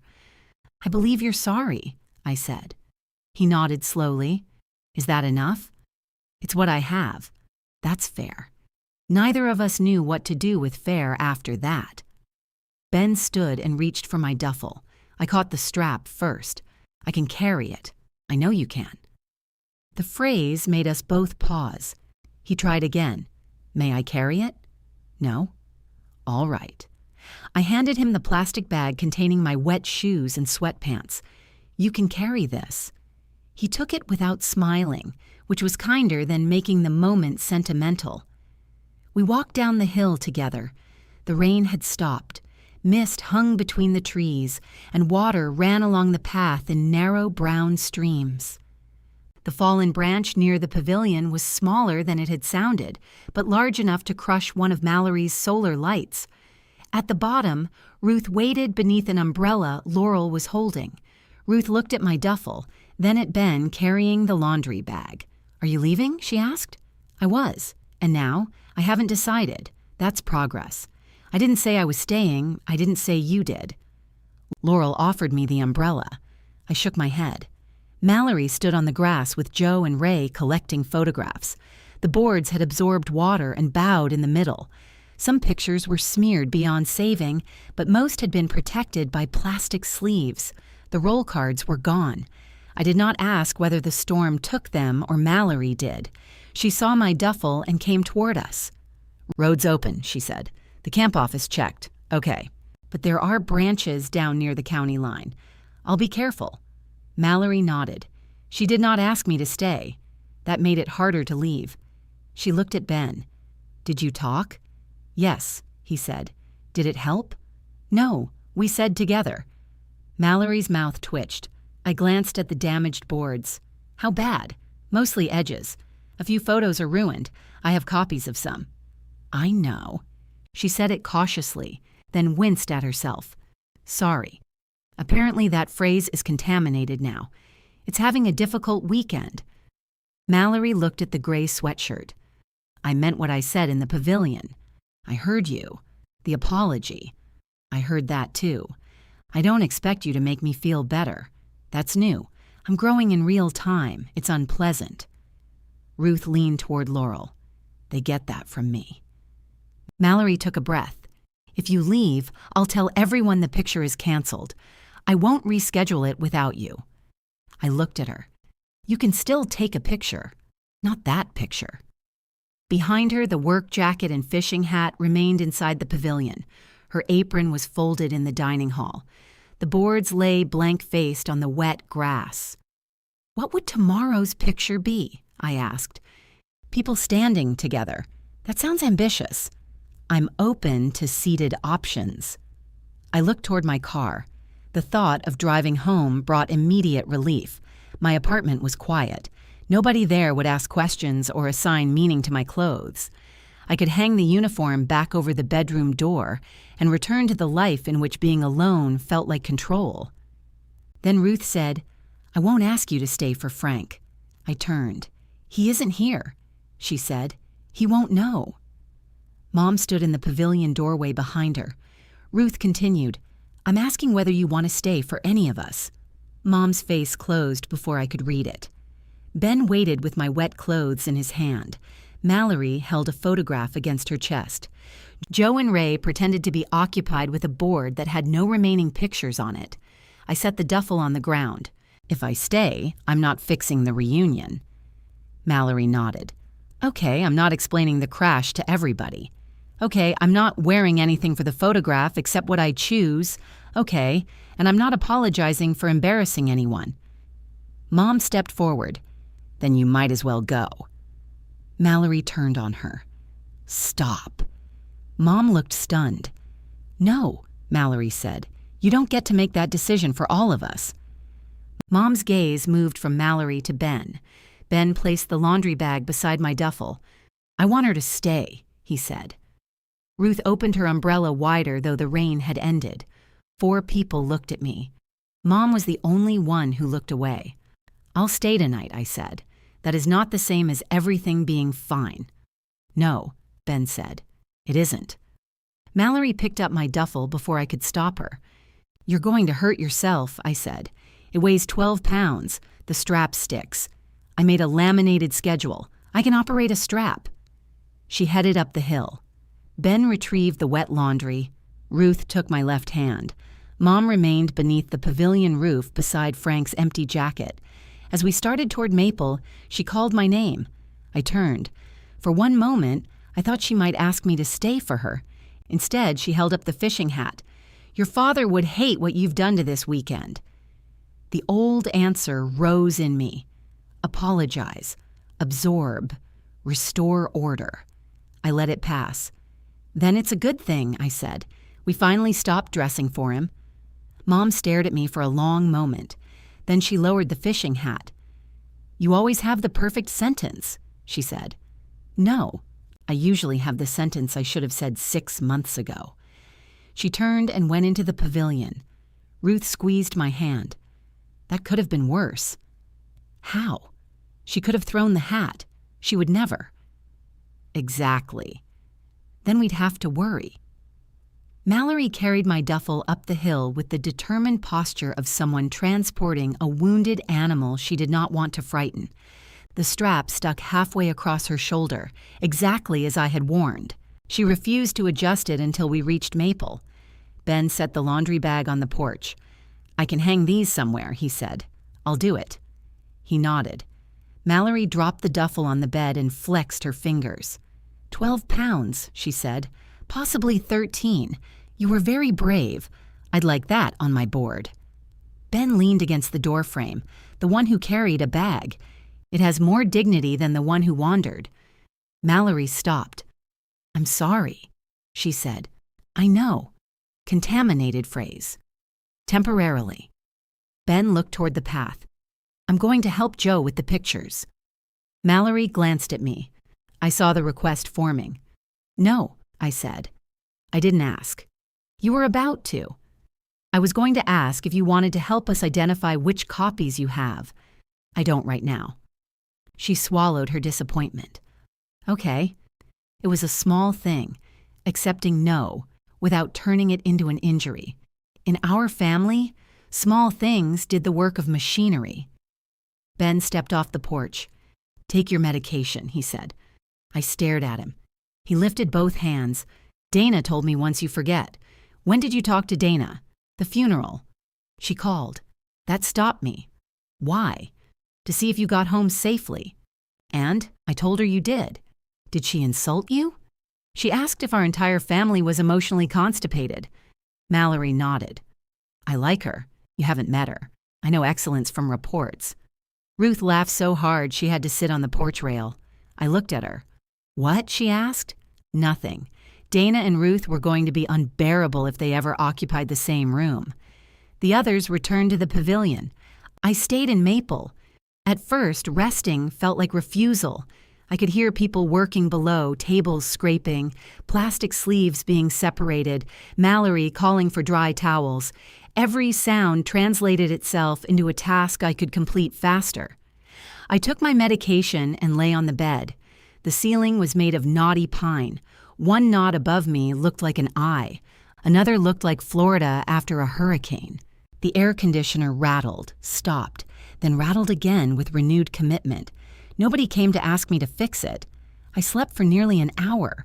When I woke, Mallory was sitting on the other bed, holding 2 wrapped sandwiches. My right hand moved before I was fully awake. I caught her wrist. She froze. So did I. The room returned in pieces. Pine ceiling, gray blanket, Mallory's face. I released her. Sorry, you were asleep, I noticed. She rubbed her wrist, though I had not held it hard. I knocked. I believe you. I brought turkey. That explains the attack. She handed me a sandwich. I sat up slowly. My shoulder had stiffened, but the sharpest pain was gone. Mallory unwrapped her food without eating. Was anybody else hurt? I looked at her. In the helicopter, she said. You don't have to tell me how. I just want to know if there were other people. Yes. Did they live? Yes. All of them who reached the aircraft alive had lived. That sentence had qualifications I did not want to unpack. Mallory stared at her sandwich. Were you taking care of them when you got hurt? Yes. She nodded once. I waited for the admiration people often offered after a story like that, as if courage were a coupon they could hand me to reduce the price. Mallory did not offer it. Were you scared? She asked. The simplicity of the question unsettled me. Yes. She looked up. I was scared before we landed, I said. Then there wasn't time. What did you think about? Work. That's all? Mostly. The aircraft had tilted hard enough to turn equipment into projectiles. Somebody shouted my name. My shoulder struck metal, and for several seconds there was no difference between sound and pain. Afterward, I remembered being furious about a torn strap on a medical bag. The whole world had narrowed to the fact that the bag would not stay closed. I thought about Dad later, I said. At the hospital? Yes. Did you call him? No. Mallory looked confused. He was too sick by then, I said. Mom said calls agitated him. Her eyes dropped. You knew that wasn't always true, I said. I knew he had better days. Did he ask about me? Yes. The answer came too quickly to be softened. Why didn't you tell me? Because Ben said Dad didn't want you hearing him confused. Because Mom said you couldn't come anyway. Because I thought telling you would make you feel guilty for something you couldn't change. And after the crash? I didn't know there had been a crash. You knew surgery was more serious than I said. I suspected. Why didn't you keep asking? Mallory was quiet for a while. Because you said not to worry, she answered. And I was relieved. That was honest enough to hurt. I was already worrying about Dad and Mom and Ben, she continued. You gave me permission not to worry about you. I took it. I pulled the paper from my sandwich into small strips. I did the same thing to Ben, I said. Yes, you could pretend to consider it. I've had a long weekend. A laugh escaped me. Mallory smiled, then became serious again. I wanted this reunion to prove something. What? That Dad didn't hold us together by himself. I looked toward the window. From Maple, the pavilion roof was visible between the trees. Did you think you did? I thought maybe the traditions did. The lake, the food, the same stupid questions. If I put everything in the right place, everybody would remember how to act. You put people in the right place too. I know. She picked at the edge of Aunt Diane's apron, which she had folded beside her on the bed. After Dad got sick, he kept asking whether the reunion deposits were paid. He'd be half asleep after an appointment, then wake up and tell me to call the camp. He thought if we missed 1 year, everybody would stop coming. So you promised him we wouldn't. 3 times. He forgot the first 2. There was no resentment in her voice. Only exhaustion. You've been doing this for him, I said. I thought I was. And now? Now I think I've been ordering personalized honey because grief makes people stupid. Grandma likes the honey. She stole yours. She earned it. Mallory took a bite of her sandwich. I touched the folded apron. It does suit you. You still haven't clarified whether that's insulting. You keep people fed. You remember what they need. You show up with ice at 1 in the morning. I also laminate insults. Growth area. She nodded thoughtfully. That can be my board, the one with growth areas. I ate half the sandwich before realizing how hungry I was. Mallory stood. We're having dinner in the dining hall at 6. Is that on a schedule? No, Joe told us. Terrifying. There won't be place cards. How will anyone know who they are? She reached the door, then turned. You don't have to come. It was the first invitation she had offered all weekend that contained a real choice. I'll come, I said. Dinner was soup reheated in large pots, storm-safe sandwiches, and the remaining sheet cake. People sat wherever they wanted. Ray ended up beside Ruth and spent 20 minutes losing an argument about whether canned tomatoes expired. Laurel passed her camera around so everyone could see photographs she had taken before the storm. In one, Ben was taping the extension cord to the pavilion floor while I stood behind him, holding the power strip. Neither of us knew Laurel was there. "You look bossy even from the back," Ben told me. "You're the one kneeling. That's because you outrank me." The table went quiet for half a second. Then Ben added, "In electrical work, she brought tape." Ray nodded. "Preparedness is rank." The moment passed. Mom did not come to dinner. Her place remained empty because there were no place cards to remove. Joe said she had taken tea to Birch, but Mom wanted to be alone. "She's punishing us," Mallory said. Ruth buttered a roll. "Your mother is overwhelmed." "Those can both be true," Ben said. Nobody volunteered to retrieve her. That was new, too. After dinner, Mallory announced that anyone who wanted a photograph could meet by the lake at 9 the next morning. No assigned clothing, no symbolic objects, no formation beyond whatever Laurel needed to fit everyone in the frame. "If it rains?" Ray asked. "We get wet," Mallory said. "If there's lightning?" We listened to Aaron. Every face turned toward me. Mallory winced. "For immediate safety, not reunion management." "Acceptable amendment," I said. People laughed, and the laughter did not feel like it was being used to cover anything. I walked back toward Maple after dark. A light was on inside the pavilion. Mom sat alone at one of the tables. Frank's fishing hat and work jacket lay in front of her. She had dried both as carefully as she could. The jacket's sleeves hung over the table edge. I could have continued up the hill. Instead, I went inside. Mom did not look up. "Dinner's over," she said. "There's soup left. I'm not hungry." I sat across from her. She traced Frank's stitched name above the jacket pocket. "He worshipped that uniform," she said. "Mine?" "Yes." He was proud. He was terrified. I waited. Mom's fingers moved over the embroidery. Every time you deployed, he showed people your photograph. He explained where you were, what you did, how well trained you were. If anyone asked whether we worried, he said you could handle yourself. That sounds like Dad. It meant I wasn't allowed to be afraid. "Who stopped you?" "He did." "You did." "Everyone who called you brave. I never told you not to be afraid. You never wanted to hear it." I thought of every call before a deployment. Mom asking if I had packed enough socks, whether my apartment was secured, whether the emergency contact form still had the right number. I had treated her fear like clutter because I could not carry it with me. "You're right," I said. She looked up, suspicious. I didn't want to hear it. Her eyes filled. "When you came to the funeral," she said, "you stayed 4 days. I had to report back." "I know."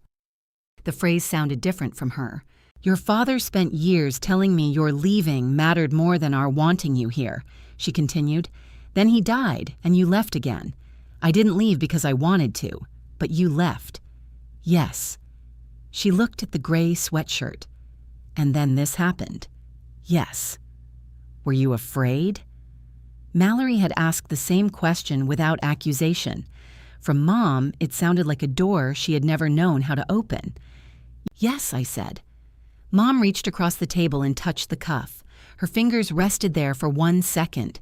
Then she pulled her hand back. "I'm still angry with you," she said.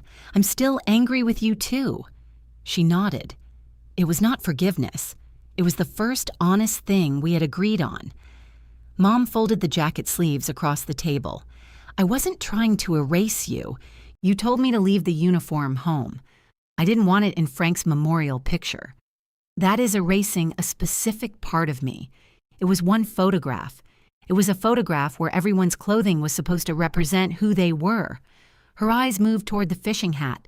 "That was Mallory's idea. You supported it. I thought it would help Ben. Did you ask him?" Mom did not answer. I leaned back. "We keep doing that," I said. "We decide what somebody needs, then make another person pay for it. You make it sound calculated. It doesn't have to be calculated to do damage." The fluorescent lights hummed above us. Outside, somebody crossed the gravel lot laughing. The normal sound seemed intrusive. Mom lifted the hat and examined the inside band. "Ben resented you," she said. "I'm aware. Your father saw it, did he? He thought Ben needed to be more ambitious." The idea was so unfair that I almost laughed. Ben had taken over half the operations of the repair company after Dad's partner retired. He had built a steady heating and air conditioning business without advertising beyond his name on 2 trucks. His version of ambition had simply occurred within 30 miles of home. "Dad confused distance with progress," I said. Mom looked at me. "Sometimes." It was the closest she had ever come to criticizing his pride in me. "He loved you," she continued. "But every time he spoke about what you were doing, Ben heard what he wasn't." "And what did you hear?" Her thumb pressed into the hat brim.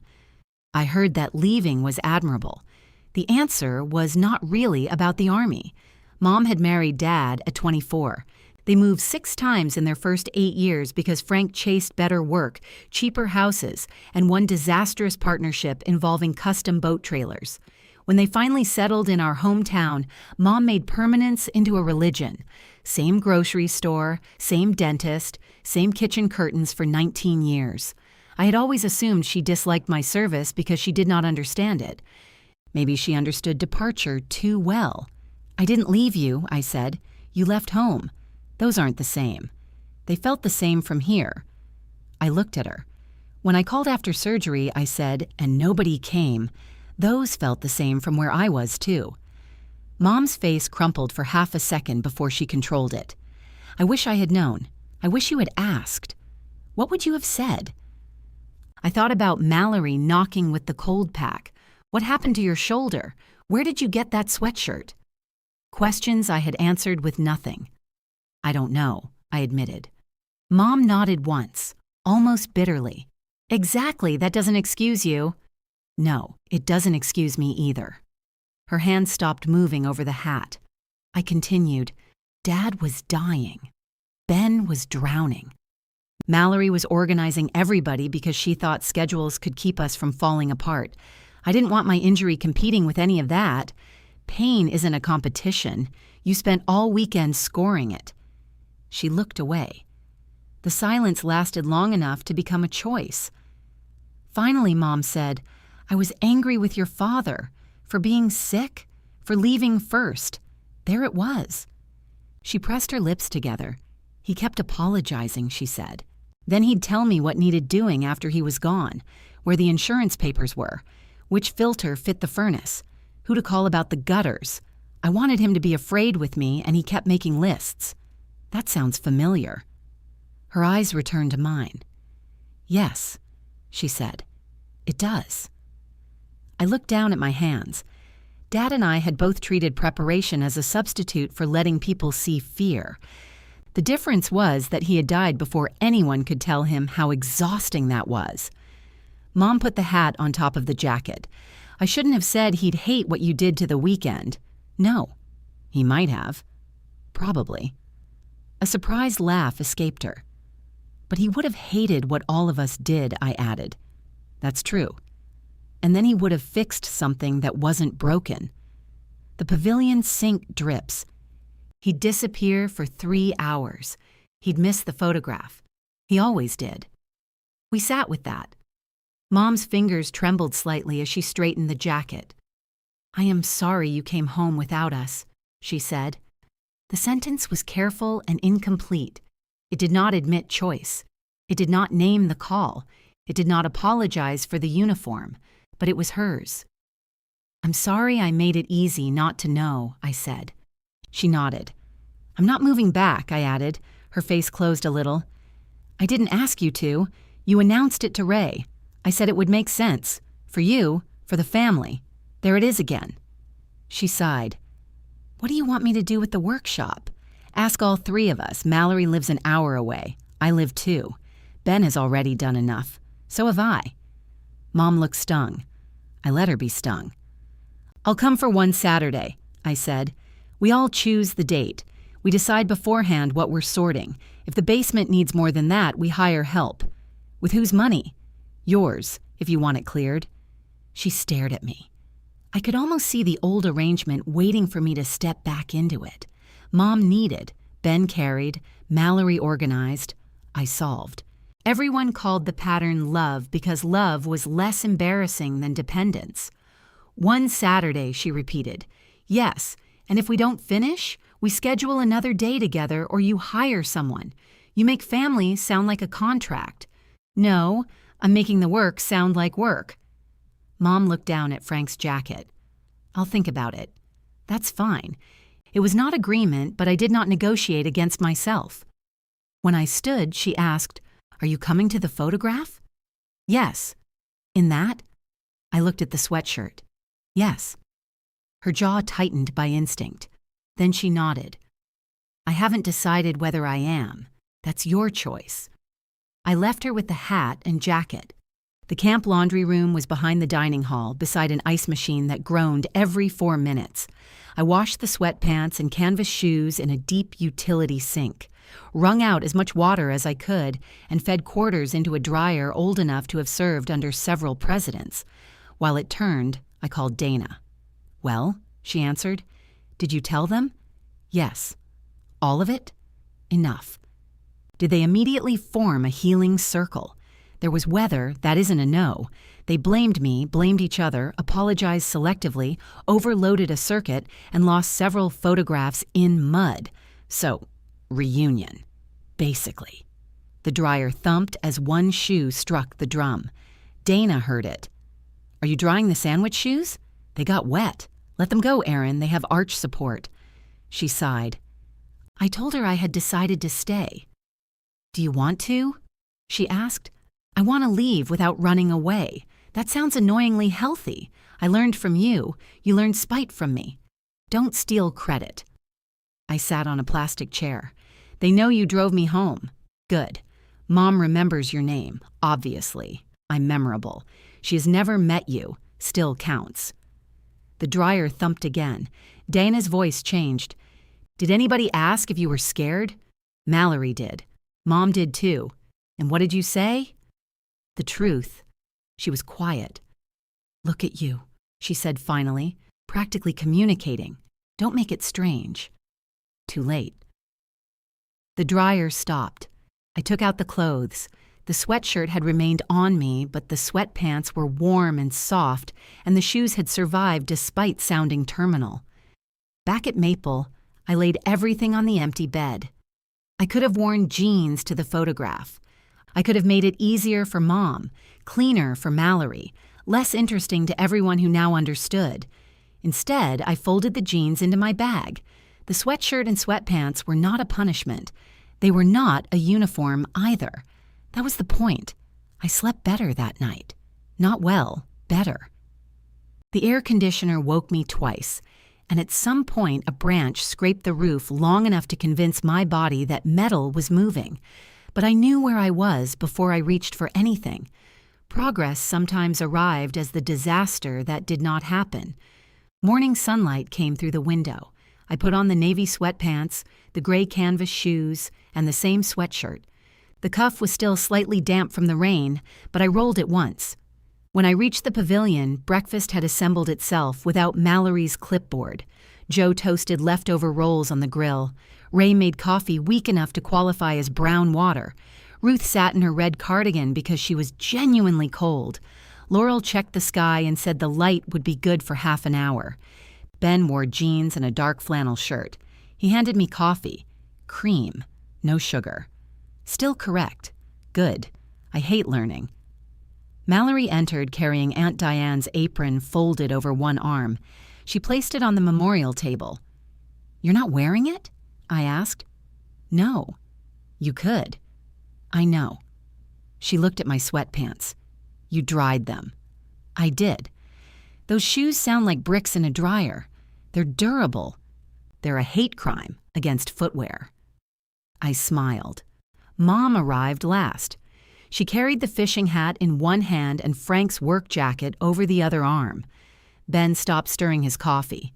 Mallory's face tightened. Mom, I know what you said. Then why did you bring those? Because I want one photograph with them. Nobody answered. Mom held the jacket toward Ben. "You don't have to wear it for every picture." He looked at me. I shook my head slightly. Not no. Not yes. His choice. Ben took the jacket. Mom put on the fishing hat. Mallory glanced at me, anxious. I said, "People can choose." The words did not comfort her.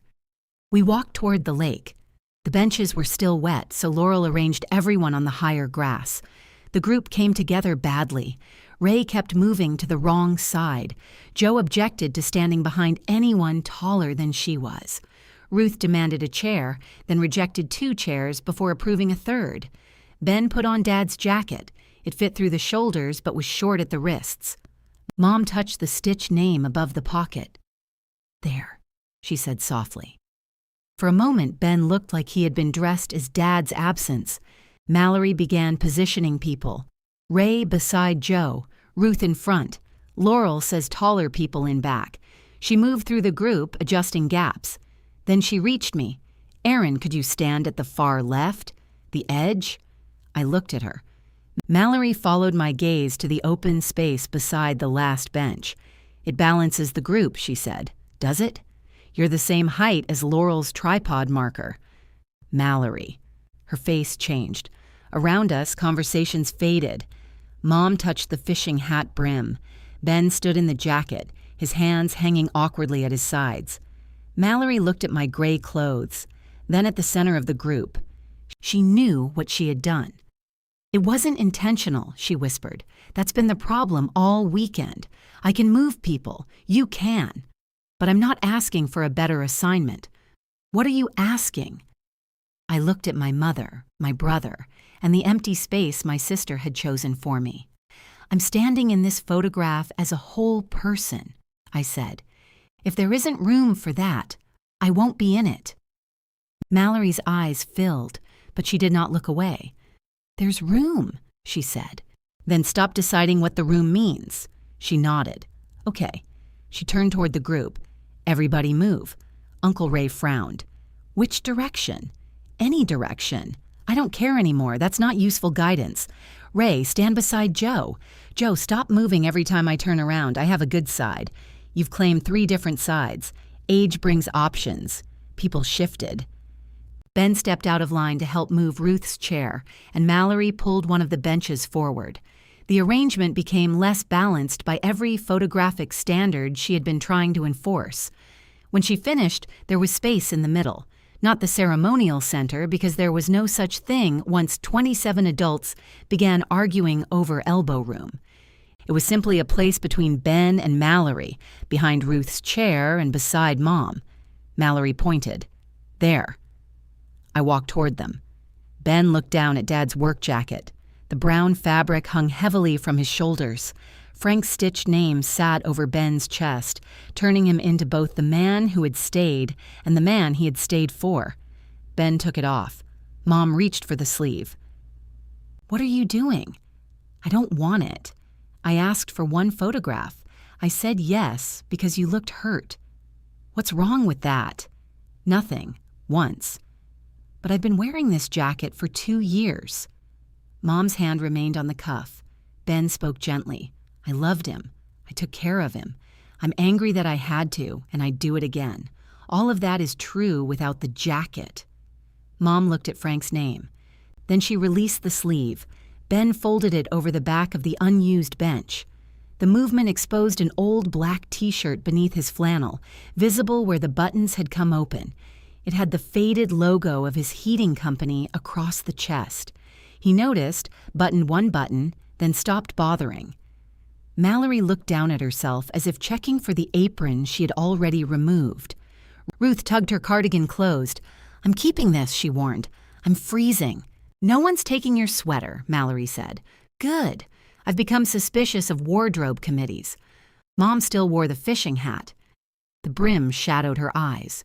She touched it once, looking toward the lake. "You can wear it," I said. She glanced at me. "If you want it," I added. "Not if you think you're supposed to be Dad's widow in the picture. I am Dad's widow. You're also Carol. Nobody in the family called her that except Ben." Hearing it from me unsettled her. She took off the hat. Her hair underneath had flattened on one side. Mallory reached toward it automatically, then stopped herself. Mom almost smiled. She placed the hat on top of the jacket. The two objects remained together on the bench outside the group. Nobody carried Frank's roll forward. Nobody had to. He had been here, and now he wasn't. The truth looked plain in the morning light. Laurel moved behind the camera. "Can we take this before someone develops another insight?" "Please," Ben said. We crowded together. Ruth sat in front with Joe and Ray beside her. Mallory stood to my left, still holding the folded schedule out of habit. She looked at it, laughed under her breath, and tossed it onto the grass. Ben stood on my right. Mom joined us last. She left a careful inch between her shoulder and mine. Laurel looked through the camera. Closer. "Nobody moved. You're related," she said. "Pretend you can tolerate skin contact." Ben leaned into me first. My shoulder protested, and he felt me stiffen. He shifted to my left side without comment, giving my right arm space. Mallory pressed against my other side. Mom looked at us, then stepped into the gap behind Ruth. Her hand hovered near my back. For a second, I thought she would let it fall. Instead, she rested her palm lightly between my shoulder blades, not on the injured shoulder. Laurel set the timer and ran into place beside Joe. The first photograph caught Ray blinking, Ruth looking at the wrong camera, and Mallory asking whether the camera was level. Laurel checked the screen. Again, "I was excellent," Ruth said. "You were looking at a boat. It was moving." Laurel reset the timer. During the second picture, Ben whispered, "Your shoes really do look like sandwiches." I laughed. Mallory heard him and laughed too. Mom tried not to, which made Ruth start. By the time the shutter clicked, nobody had the expression Mallory would have chosen. It was the photograph we kept. Afterward, people separated without ceremony. Mom picked up the fishing hat. Ben took the work jacket, but instead of putting it on, he carried it folded over his arm. Mallory retrieved the schedule from the grass. She tore it in half. "Laminated?" I asked. "Just heavy paper. I'm learning." She tore it again. Uncle Ray watched. "You paid for color printing." Mallory handed him the pieces. "Frame it." He put them in his pocket. We spent the rest of the morning cleaning the campground. Not because Mallory assigned us jobs. She stood by the pavilion and asked who was willing to do what. Joe chose the kitchen. Ray and Laurel carried benches. Ben volunteered for the grills. Ruth claimed quality control, which involved sitting in a chair and criticizing everyone's technique. Mallory asked if I wanted to help sort the damaged photographs. I said yes. We spread them across 2 dry tables. Some had curled at the corners. One picture of Dad beside the lake had bled until his blue shirt merged with the water. Mallory set it aside to discard, but I stopped her. "I like that one. You can barely see his face. I know who it is." She handed it to me. The captions were stacked near the edge of the table. "Son, who stayed, keeper of our traditions." The one she had written for me was still missing. Mallory gathered the remaining cards and dropped them into a trash bag. "You don't want to keep Ben's?" I asked. "No, he did stay. He also left the pavilion last night, refused the jacket, carried your wet sweatpants, and made coffee this morning. I need a larger card. At least poster size. Possibly a banner." We worked in companionable silence. Mom approached carrying a box of dry serving utensils. She put it on the table. "About the workshop," she said. Mallory and I looked up. Mom took a breath. "I'll ask Ben which Saturday works. Then I'll ask both of you." "That would be good," I said, "and I'll get a price for the basement." Mallory's eyebrows rose. Mom noticed. "It does not mean I've agreed to hire anyone." "Of course not," Mallory said. "It means I'm considering it." Understood. Mom looked at the damaged photograph in my hand. "Your father liked that shirt." I remember. He wore it until the collars separated. He believed collars were decorative. He believed most parts were decorative. For a moment, the 3 of us smiled at the same memory. Then Mom looked at my sweatshirt. "I'm sorry I banned the uniform." She said it quietly without checking who might hear. I did not rescue her from the discomfort. "Thank you," I said. "I still don't understand why you wore these instead." "I know." Her mouth tightened, but she accepted the phrase. Will you explain it someday? I already did. I mean, why you chose them? I considered the question because I was tired of showing up polished enough for everyone to believe nothing cost me. Mom looked at the photograph, then at my clothes. She nodded once. That was all. We left Camp Winding Pine after lunch. Ruth returned my empty honey jar and claimed she had no idea what happened to the contents. Joe promised to investigate, but had honey on her sleeve. Laurel said she would send the photograph once she adjusted the light, not the people. Ben walked me to my car. My uniform remained 2 hours away in the hall closet. My wet clothes bag was empty. The canvas shoes had acquired a new brown stain near one toe. You okay to drive? He asked. Yes. He waited. My shoulder is a 4, I said, maybe 5. Thank you for the unnecessary detail. I'm communicating. It's awful. Mallory came up behind him and handed me the damaged photograph of Dad. I put it in plastic. Of course you did. It's not laminated. Growth. She hugged me carefully, asking with her hands before applying pressure. I hugged her back. Ben gave me the one-armed clasp we had used for years. This time, neither of us pretended it counted as enough, so he pulled me closer on the left. Mom stayed near the pavilion. I did not walk back to force a final exchange. She had apologized. I had accepted. We were not going to improve it by squeezing until something false came out. As I started the car, she raised one hand. I raised mine. Then I drove home. The changes afterward were small enough that no one outside the family would have noticed.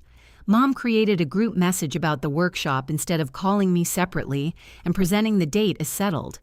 Ben said the first Saturday she chose did not work for him. Mallory did not immediately propose 6 alternatives. Mom waited a full day, then asked for availability. We found one Saturday in October. Mom also hired 2 men to clear the basement. She complained about the price 3 times, supervised them from the stairs, and admitted only to Ruth that they had finished in 4 hours what would have taken us a month. Mallory sent everyone the reunion photograph without a caption beyond the date and location. No rolls, no tribute language, no explanation of my clothes. In the picture, Ben's flannel was wrinkled. Mallory's hair had escaped its pins. Mom's fishing hat sat on a bench beside Dad's jacket. Ruth was looking at the correct camera but pointing at Ray for reasons nobody remembered.